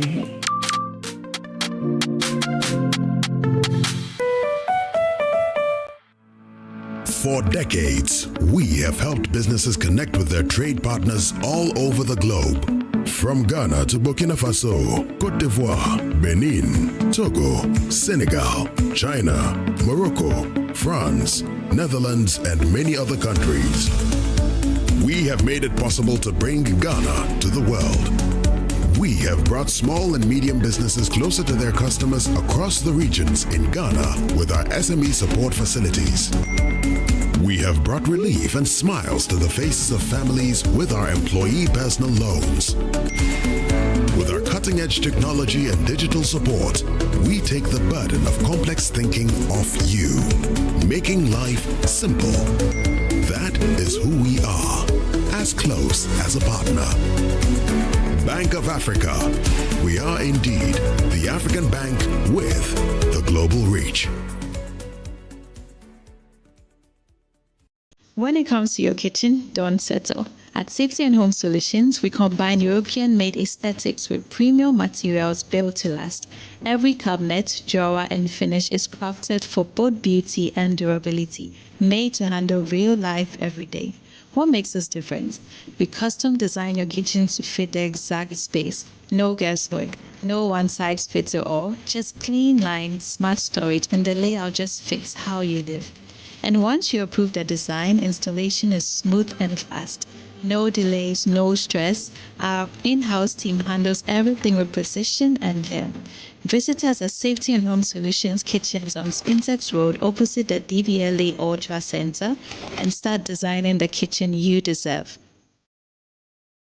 Now let me tell you why you should choose Safari Valley as your conference destination. The new conference building combines modern amenities with the tranquility of nature, providing the perfect backdrop for your next seminar and corporate retreat. The only conference destination with so many activities, you don't have to travel to visit your tennis club, the gym, or the stables. They have it all. Enjoy this rooftop viewing deck, basking in the sunlight with the sight of wild animals roaming freely in their natural habitat. At my break, I'm able to practice my putting. It's a unique experience that sparks creativity and rejuvenates the mind. Visit Safari Valley Eco Resort in Ghana, bringing you closer to nature. Having gone to Translight Solar, really, it's been one wonderful experience. Since the system was installed in my house, my daytime could be somewhere around 20 cedis.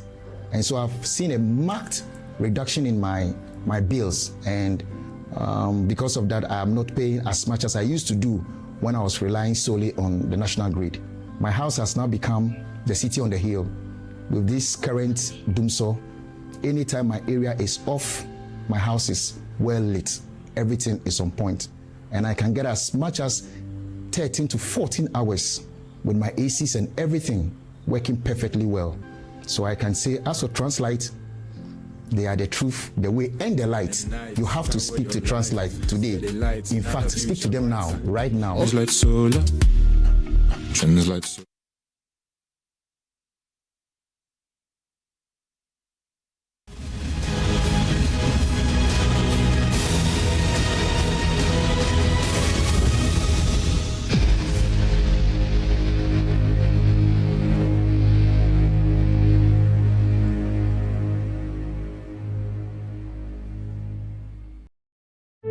A 2022 WHO Joint Monitoring Program report showed that 80% of the Ghanaian population has access to at least basic drinking water services.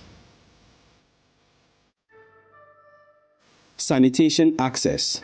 25% of the population uses improved sanitation facilities not shared with other households. 18% still practice open defecation. This is significantly higher in the north. Shared toilet use remains high, especially in urban poor communities. Hygiene. 42% of households have basic hand washing facilities with soap and water. Major gaps exist in rural and peri-urban areas.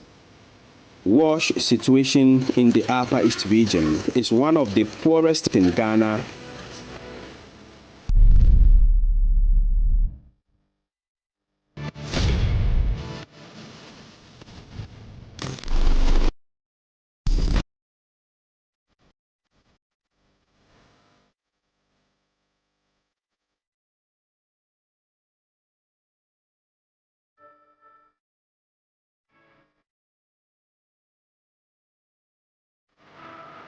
This is Konkwa, a small farming community in the southwestern part of the Bongo district with a population of over 1,000 people.